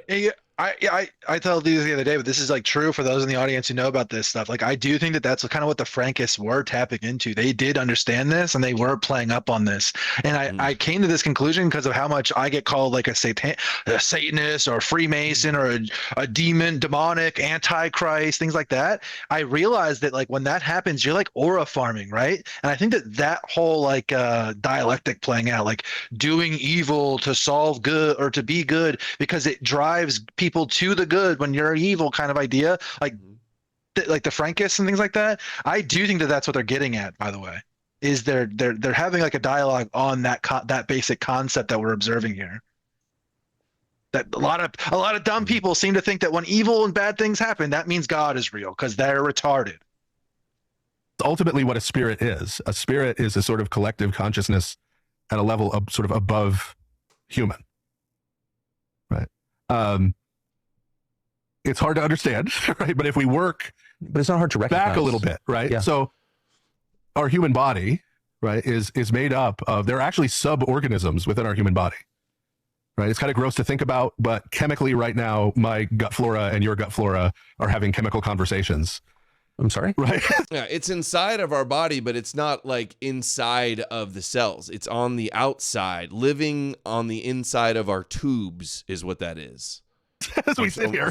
Right. The bacteria, our digestive bacteria communicate chemically with one another. With one another. Yeah. when humans get together, right? There are all of these functions going on within our bodies, right, that have their own kind of low-level consciousness. And then we have our human consciousness, which is sort of... 19 cent $5 on Rumble. It's hard to understand because he's making it up. Yeah, he's just pontificating. Over the top of that, which is the psychic summing up bacteria. Of all of that. And so when we talk about angelic beings or demonic beings... So we are God's gut about flora. A level of consciousness that's then above the individual human. But they're not projections of the individual human. They exist separate and apart from the... They exist separate and apart, and we participate in them. Right, but we don't create them. We sort of embody them in the world. Right, we kind of... This is what God created humanity for originally. Right, so he said earlier Adam is created sort of innocent at the beginning of this journey. As sent $5 on Rumble. As what? Similar sexual rituals existed at the French court in Versailles, where the wedding night was highly ceremonial and could even be witnessed by court. Reason: the legitimacy of the marriage. Dude, exactly, man. It makes perfect sense, dude. Like back then in the just real quick, everyone just put your goggles on that you are a king in like old times 1,000 years ago, and you're getting married to somebody. The reason that you need to have this ritual and have everyone kind of witness it and see it is because you need to prove that child that she's about to bear is yours. Okay. Does that make sense? It's a matter of legitimacy, political legitimacy. Your heir, right? Your son or your heir, who your property went down to, was the utmost importance of the entire way that government and countries and nations were organized. Basically, it was so important. And then once like we get into like the age of the Westphalia and like nations and things like that, nation states, this idea like doesn't just get snap our fingers and go away. Things like Versailles happen, and things that over time these like rituals transform to where we don't have the same like bedding ceremonies or something crazy like that in like a modern day democratic society, but we have our own rituals when the president takes power on January 6th and things like that, where he goes around and puts his hand on the Bible and these types of things. So those traditions, those forms of legitimacy just replaced those old forms with bedding and things like that, right? So if you just look at it from this like sociological or like political material lens, you can understand these things. And when you add superstition to them and you don't understand them and you take them out of the political world, you take them out of reality, you're not actually helping the situation. You're actually making it way worse. You're muddying the waters. You're confusing dumb people who don't understand any of this stuff. And it's like we need to remove the superstition out of our political realm because our politics are so fucking chaotic and crazy at this point because of things like this and tolerating things like this. To grow into the likeness of God, the way he would do that is by functioning as God's image in the world. So, positive example of this. God is at work continually in the world, loving every human person.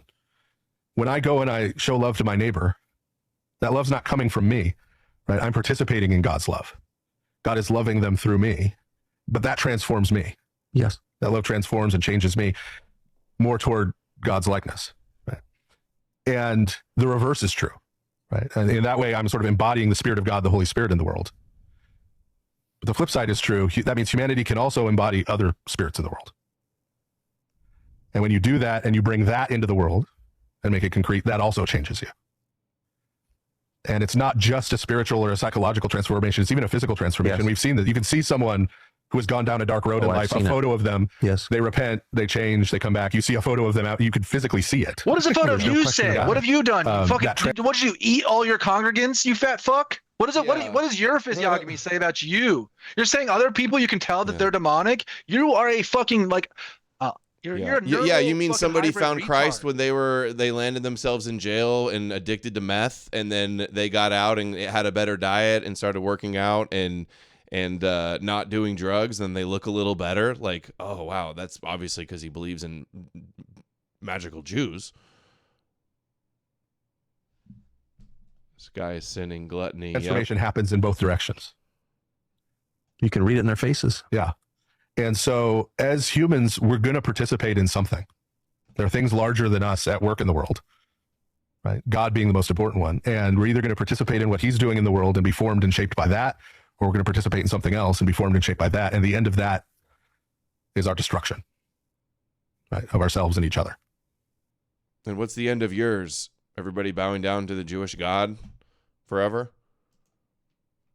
That's the glory future you hope for? Okay. We're already at 2.5 hours. Oh, I think that was all of them. There's so much more. I mean, however long you can go. I'm just chilling. Hold on. Let's hear the Nordic question from Giorgiani. Oh my God. One of the things that I find so disturbing about the close encounter phenomenon is the uniformity of these Nordic people, where, they're all white, mostly with a very Nordic phenotype. In other words, either blonde hair, platinum blonde, or redheaded and blue or green eyes, maybe gray eyes, specimens of aesthetic perfection according to the kind of Greco-Roman ideal. Now, why are they never discussed? I mean, all of this conversation about non-human intelligence, this little Quasimodo looking guy is kvetching about Aryan phenotypes, right? And where they're now discussing UFOs as UAP, which makes it like it's some kind of unknown anomalous phenomena. Like, maybe this reminds me of like Black Hebrew Israelites, like they ain't got no melanin, so they're evil, like that type of stuff, that tier. Maybe it's an angel, and maybe the intelligence behind it is something barely conceivable to a human mind, right? And a large subset, if not the majority of UFO cases over the past 70 years have involved very nuts and bolts craft, and they've involved these tall white people. I looked away and looked back for a second. I saw you had that picture, and I thought for a second that Lev used your picture. Oh, that would be funny. Yeah, I was trying to do it for B-roll. Throw me in there. I should have done the one that I actually did the thumbnail today. I was looking for that. I didn't have it up. Oh man, what a my thumbnail. Mess. I don't even know what he actually believes anymore or anything. Dude, honestly, like, hyping up non-white people with that idea is going to actually get somebody killed. Like, I don't even know. I know that, like, everyone's into free speech and stuff like that, but I don't know. Like, that is a problem, what he's doing there. Big swag fella sent. He just had him on to talk about Plato. Gnostic has raised on sometimes. Oh, I listen to a lot of Giorgiani stuff. I could do a whole thing on Giorgiani. I've never listened to anything. I've just seen him talk about Nordic aliens. One of his books. I read 2 of his books, actually. One of his really old ones. I can't remember what it's called. Very nuts and bolts craft, and they've involved these tall white people. Now, why wouldn't you treat that problem first? The Nordic problem, huh?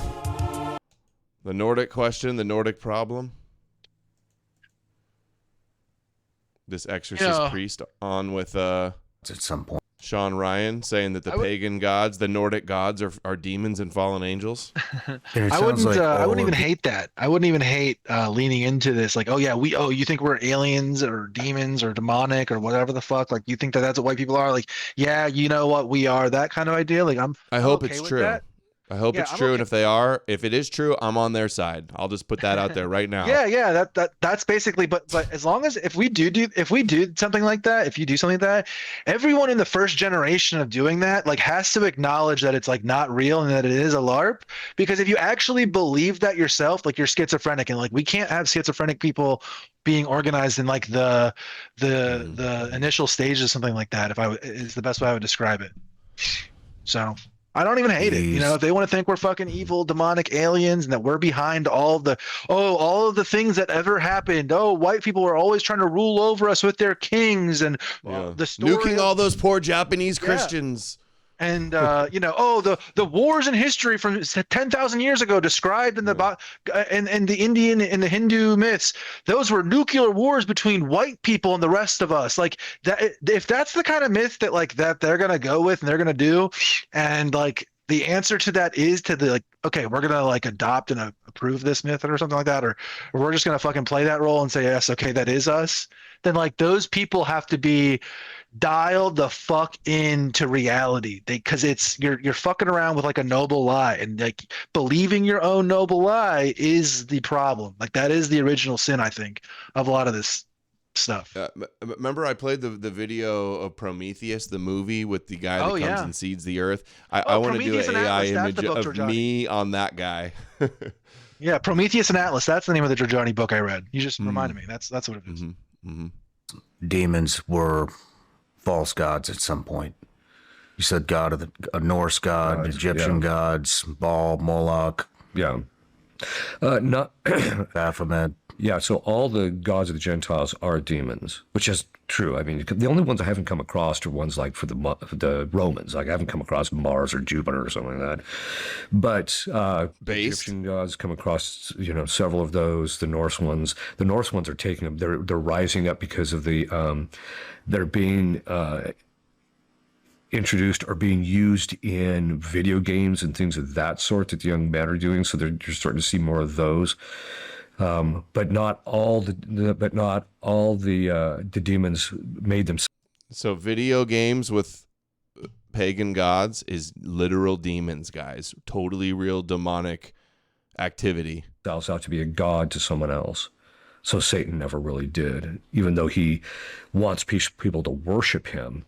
He doesn't have a specific religion. He wants his own. And they all fall under him. They do. The power of Christ compels you.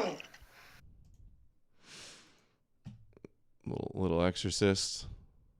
Look at Candace. She says Candace is down with all of this psyop. I wonder if they're going to talk about this at the Dugan conference she reportedly is going to on her Russia visit with Professor Zhang. Oh, Illuminati, secret society, Baal, Moloch, demon worshippers. She's getting loomer, dude. The log is not allowing her to exit the country. 19 sent $5 on Rumble. What about God of War? Why doesn't Zeus get summoned? I don't know. He said the Roman gods aren't demons, apparently. I find that surprising. Let's hear Candace's latest on the Book of Enoch. About that.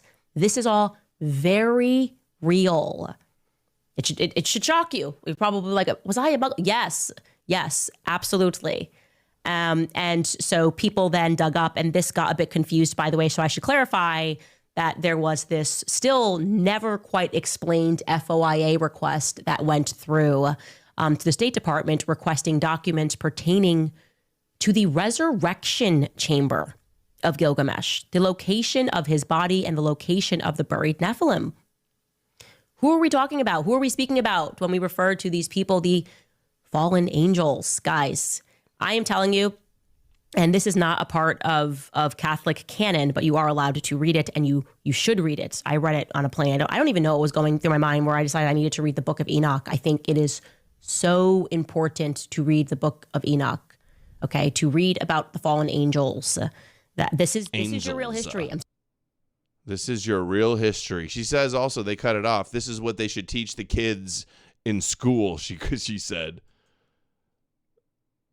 Also, dude, if we're teaching our kids about the Book of Enoch and China is teaching their kids about like how to basically like genetically engineer themselves into superhumans, like literally like superheroes. That's the kind of stuff that they're teaching. Like if you look at the propaganda they're doing over there, they're like propagandizing their kids into being so into science that they're going to genetically modify themselves and give themselves superpowers, like in the Boys show. Like that's what they're propagandizing their people with. So we're going to be competing with that, and we're going to be teaching our kids Book of Enoch. Is that really what we're going to do? Because to me that sounds like we just setting ourselves up like lambs to the slaughter to completely lose. The planet will become the Chinese and Jewish planet. Okay, yeah, let's get real. Candace probably learned about Enoch by watching podcasts, not from reading a book. I doubt she's reading any books.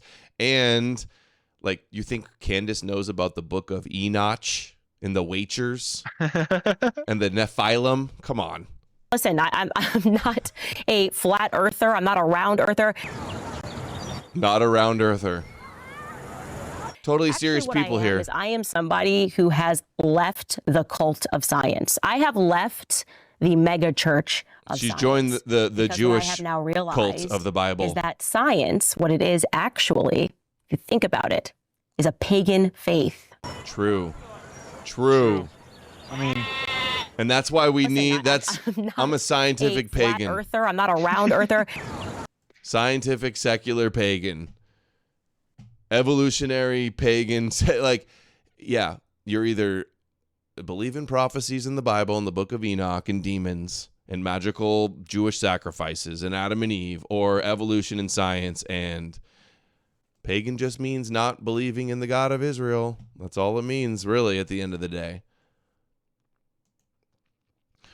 Oh, and she just had on Anna Kasparian. Let's do that one too. Still haven't seen this. I have checked myself 1,000 times since the Charlie investigation. I've realized what real evil we're up against. And this kind of gets into what you're saying about how you were atheist for a long time, but now... So all the people calling her out for her like viciously lying and attacking a grieving widow, that's proof that God is real, because they're demons. They're all demonic. They're calling her retarded, so they're demonic. That's crazy.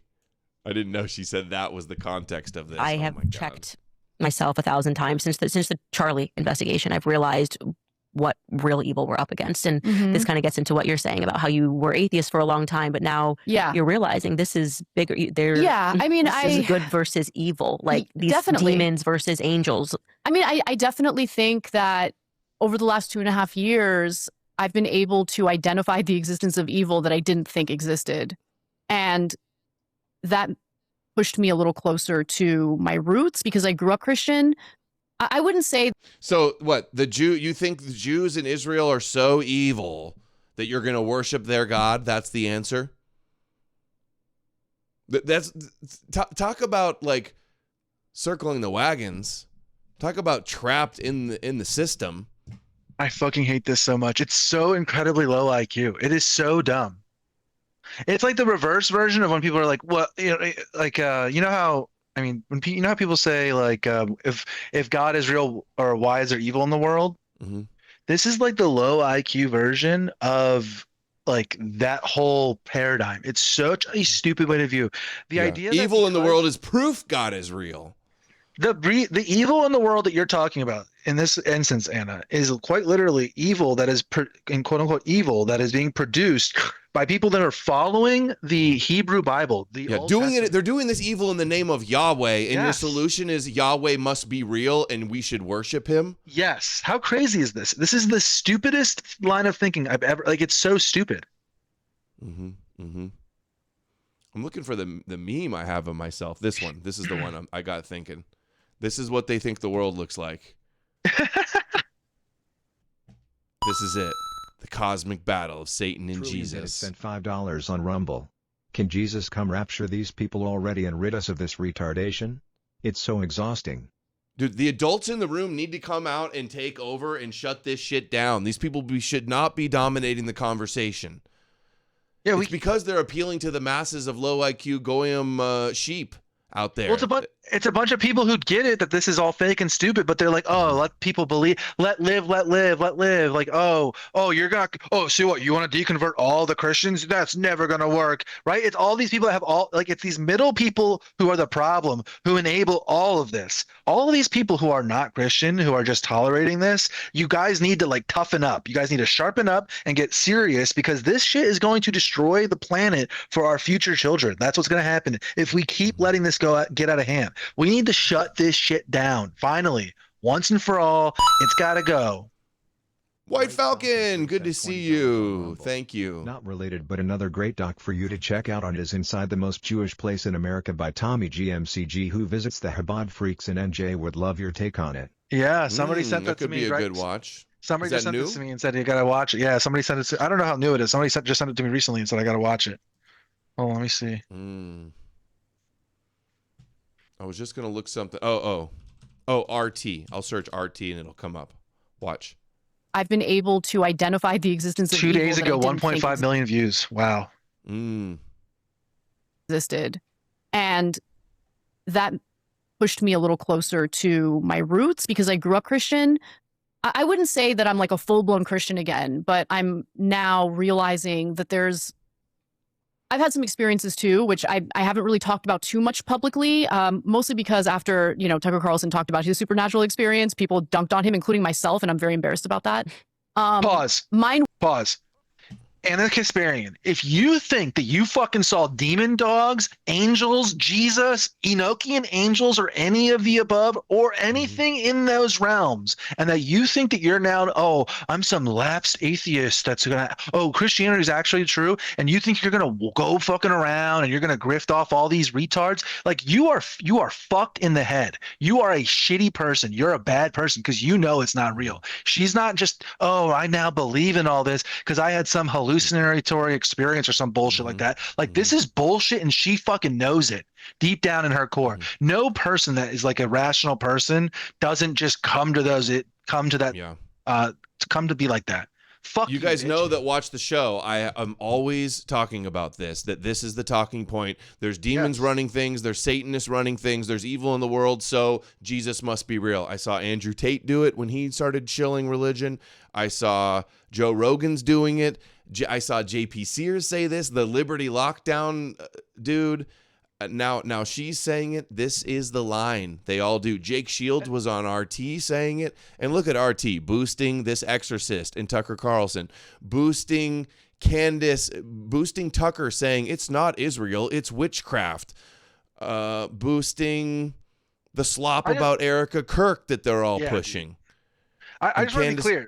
Imagine if you did this. Everyone just put yourself in another reality real quick where Adam Green one day comes on his show, starts his stream, and says Christianity is true, the Bible is real, because I opened up the Bible and I saw Jesus come out of the page and he told me that it's real. Okay, one of two things are happening if that's true. Either Adam has had a psychotic break, okay, and Adam knows that he had a psychotic break and knows that deep down and he's coping with it, okay, or he's shilling, he's grifting, he's done something like that. Those are the only two options. The idea that he had an authentic spiritual experience that then changed his mind and that he wouldn't understand what that is, because we all know how Adam is. He's an empirical person. He's a rational person, right? Everyone would understand what's happening there. That is what Anna Kasparian is doing. She has railed about being an atheist or agnostic for over a decade, since I've, for as long as she's been on the internet. So to now do that grift is such bullshit. Listen, same argument from Jake.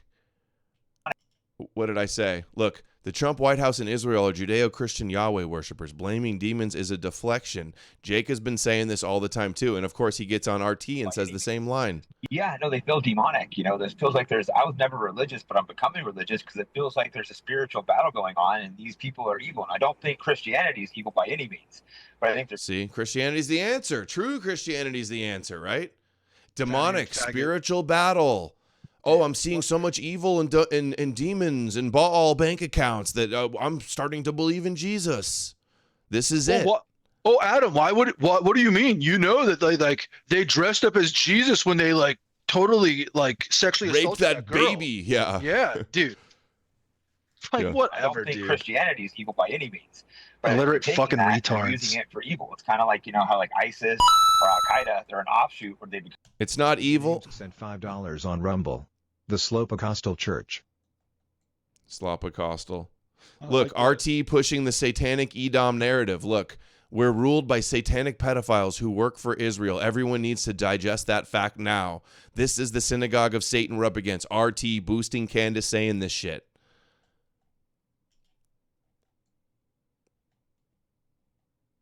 Okay. It We are wasn't inundated like, with this daily. Our people are attacked just by demons. Mine was actually a very positive experience, and it made me very close to. She got banged by an angel. Like understanding and appreciating people's humanity first and foremost, before seeing them as nothing more than like a political figure or a political ideology. Now, I think that we've been going back to brainwashing. People like her are being MK Ultra'd. Maybe with that ELFI hallucination tech, or is that too schizo? I mean, I don't think there's nothing to that. Maybe there's some kind of line of truth to that, but I think you'd have to have a lot of evidence to kind of show that, I would say. So it might be possible, and I know what you're talking about, by the way. So it might be possible, but I would need to see like evidence that that's happening. But what I will say is that like the version of that we can point to that we do know is real is the things like the movies and like the culture that we always see where they're constantly pushing this stuff on us, and there's just like no way that doesn't form subconscious bonds and idea like, and that's how people form their ideas, right? Like you don't form your ideas out of like thin air. It's out of a vocabulary of like other ideas that you've grown up around and understood as you develop language in your brain, right? That's how these things happen. So if there is something to that, it's that, right? So let's just stick it on that, because we understand that in reality and science and all those other things. We don't have to go to the idea that they're like using some sort of like, you know, brain version, MK Ultra version. Yeah, Although, no, like this is just the talking point that all the other people that want to grift off the right wingers promote. Yeah. People that that's grow what up it in is. Christian societies have a Christian understanding of like demons for a reason, right? Like if you're a Mexican Christian, you have like a Mexican Christian demon in your head, and then when you see a demon, it's the Mexican Christian demon. Okay, if you grew up in India and you were an Indian Christian, you would have an Indian Christian in your head, or Indian Christian demon in your head. Okay, like that is how that works.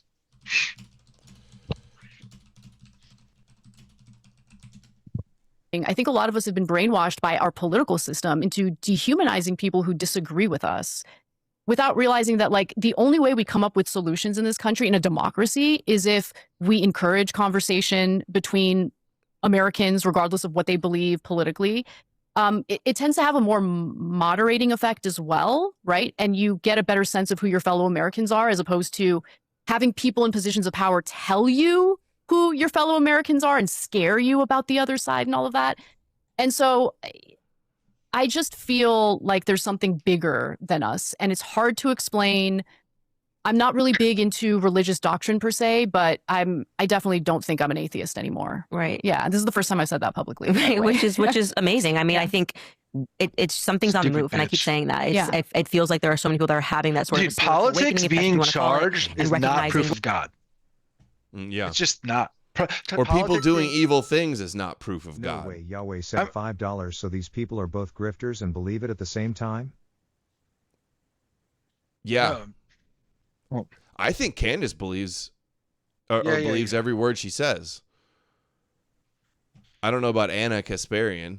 Maybe she just sees how unpopular her and Shank are making a shift more over to the right. So they see you that if you're an atheist, a devout atheist, you're gonna be viewed as demonic and satanic and an enemy of the people that the new audience they're trying to probably doing the same thing Jake Shield is doing, right? Where we see that Jake Shield understands that if you like pander to the Christians like this, even like a little bit, it like goes a long way. I would say is what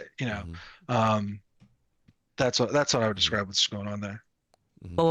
What is happening is so evil that it is ancient. There's something ancient about what's happening right now. Yeah. And the answers are not going to be in these fickle day-by-day discussions. And we need to, what actually has been happening since the beginning of time.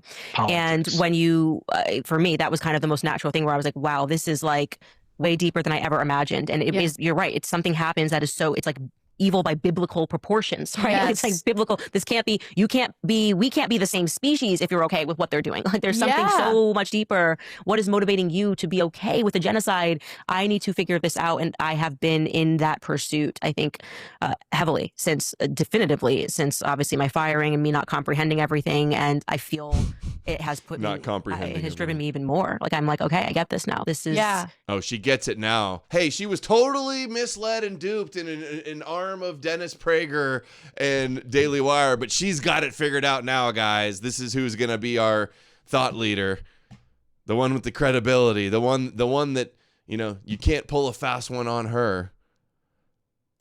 That's so fucked, dude. There's a blue firmament over its head. It gives me something to take. I take it, and I'm given the full data of the plan that the genetics has been infested and God must destroy everyone. Do you think that's an alien story? Oh, it's 100%. But that's what they always talk about. They always talk about that being an alien story. That's one of the primary stories when they talk about the Bible, Ezekiel's vision, a wheel within a wheel. They always talk about if you read it, it says floating off the ground in the Hebrew. Yeah. And the King James is pretty clear too. Floating comes a thing with a crystal firmament over its head. And And then the face is shifting different creatures. It's like a video screen. Well, if you think about how long it would take for an alien to get here, it really only makes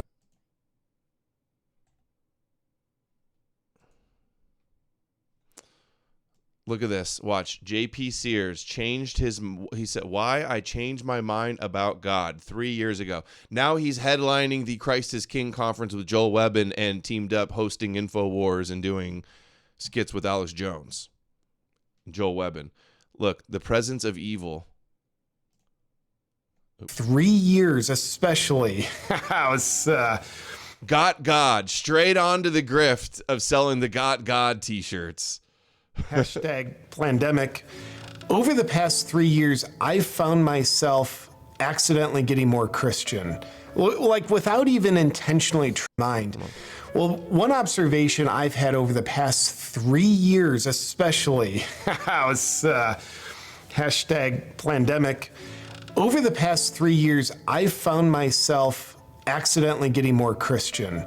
Like without even intentionally trying, like setting out on a mission. COVID made it more Christian? I want to become more Christian. It's just been effortlessly happening for me.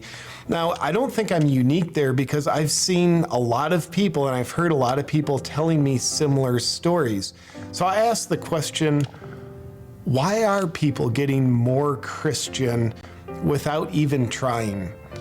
Here's what I believe to be true about that. The presence of evil and Satan that evil emanates from has never been more obvious, at least in my lifetime. The past 3 years, evil isn't hiding anymore. It's coming at us through authoritarianism, movements, people, groups, companies. Never been evil. Only in the last 3 years did this guy realize evil existed in the world. People do, there's evil, bad things. Governments trying to invade our minds, invade our God-given free will.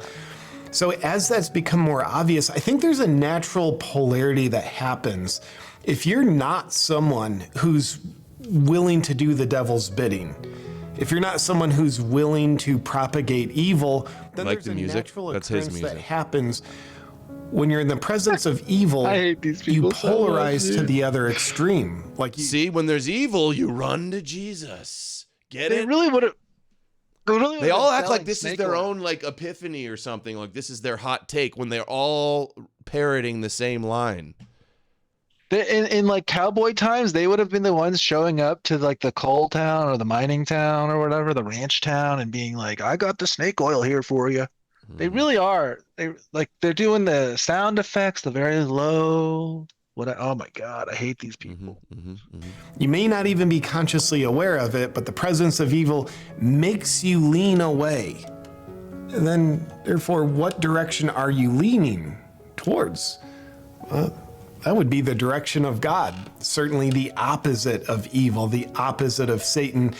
So I think that's seeing the presence of evil. That's why I've just accidentally been getting more Christian, why so many other people are.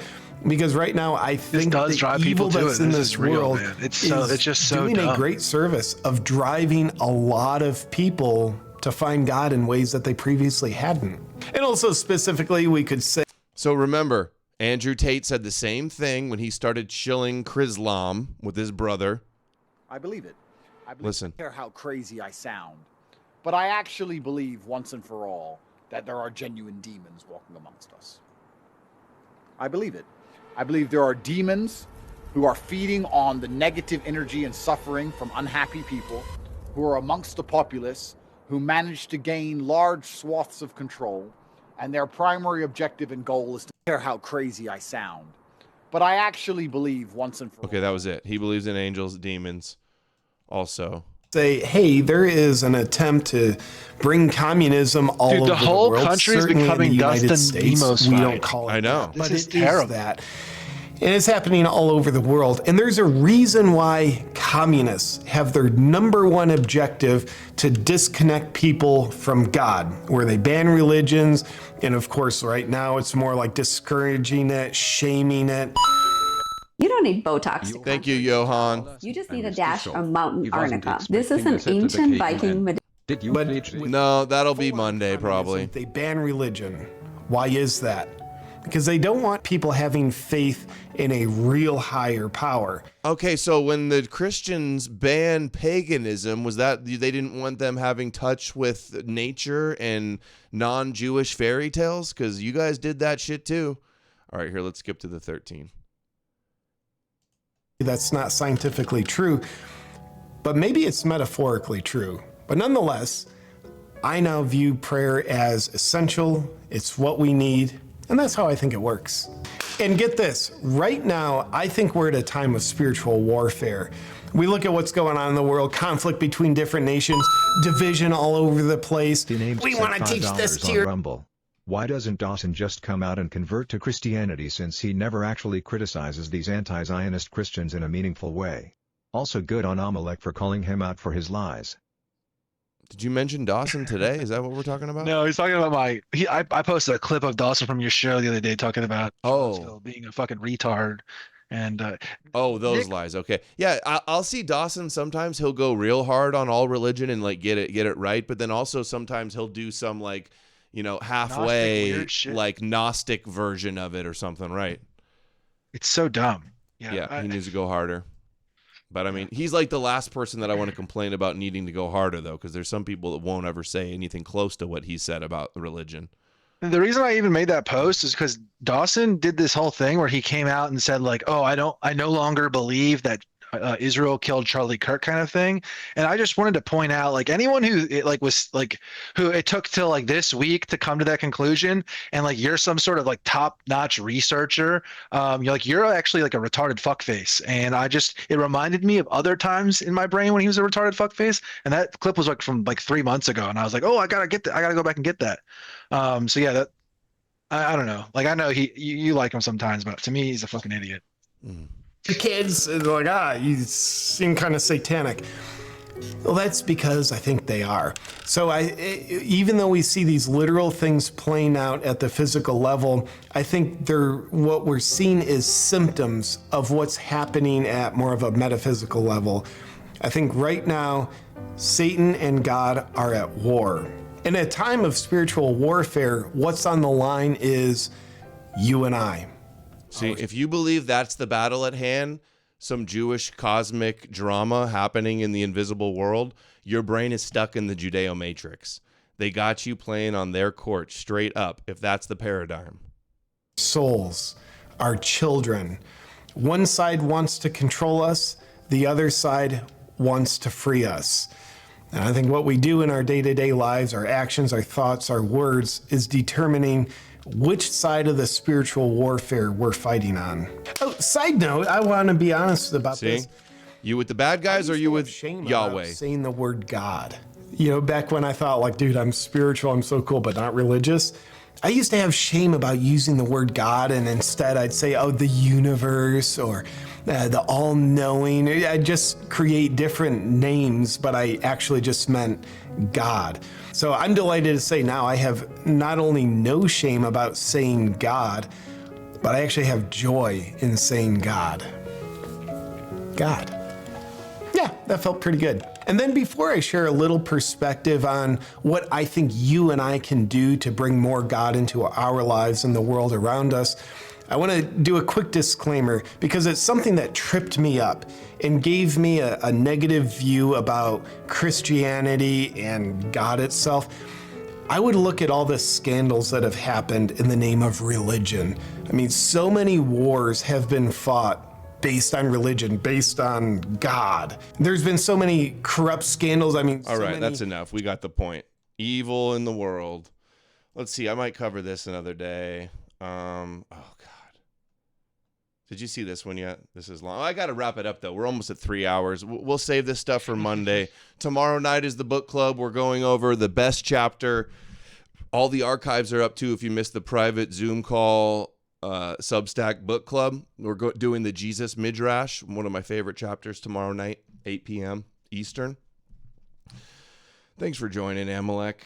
Got still a bunch to cover on Monday. No shortage of material. That's another seething one. I was very angry the whole time posting those things. It was very frustrating to watch all that stuff. But yeah, I don't know. Like people, I guess what I just want people to like to understand that like this is a serious thing that we have to take serious. Like we have to take this whole thing like this is our mission. People who understand what's going on and that why this is a problem, like we need to act, because for so long people have just kind of tolerated this and kind of just kicked the can down the road and not dealt with this problem. And it's time that we finally get a hold of the superstition in politics and we get it out of there. All right, thank you everybody for the support. We smashed the goal on a Saturday morning. Super Sabbath, Merkava Mysticism, Book of Enoch, Ancient Aliens, Nephilim Giant stream. We're going to see a whole lot more of this. I think it's only getting started, too. Just wait until the Resurrection of Christ comes out. Mel Gibson's movie next year. It's just going to keep bubbling up more and more until then, and it's going to really hit overdrive. So like, share, subscribe, clip the show, leave a comment. I love to read your comments. Subscribe on Substack or Subscribestar, and I will see you guys Monday morning. Thanks for joining, Amalek. Yeah.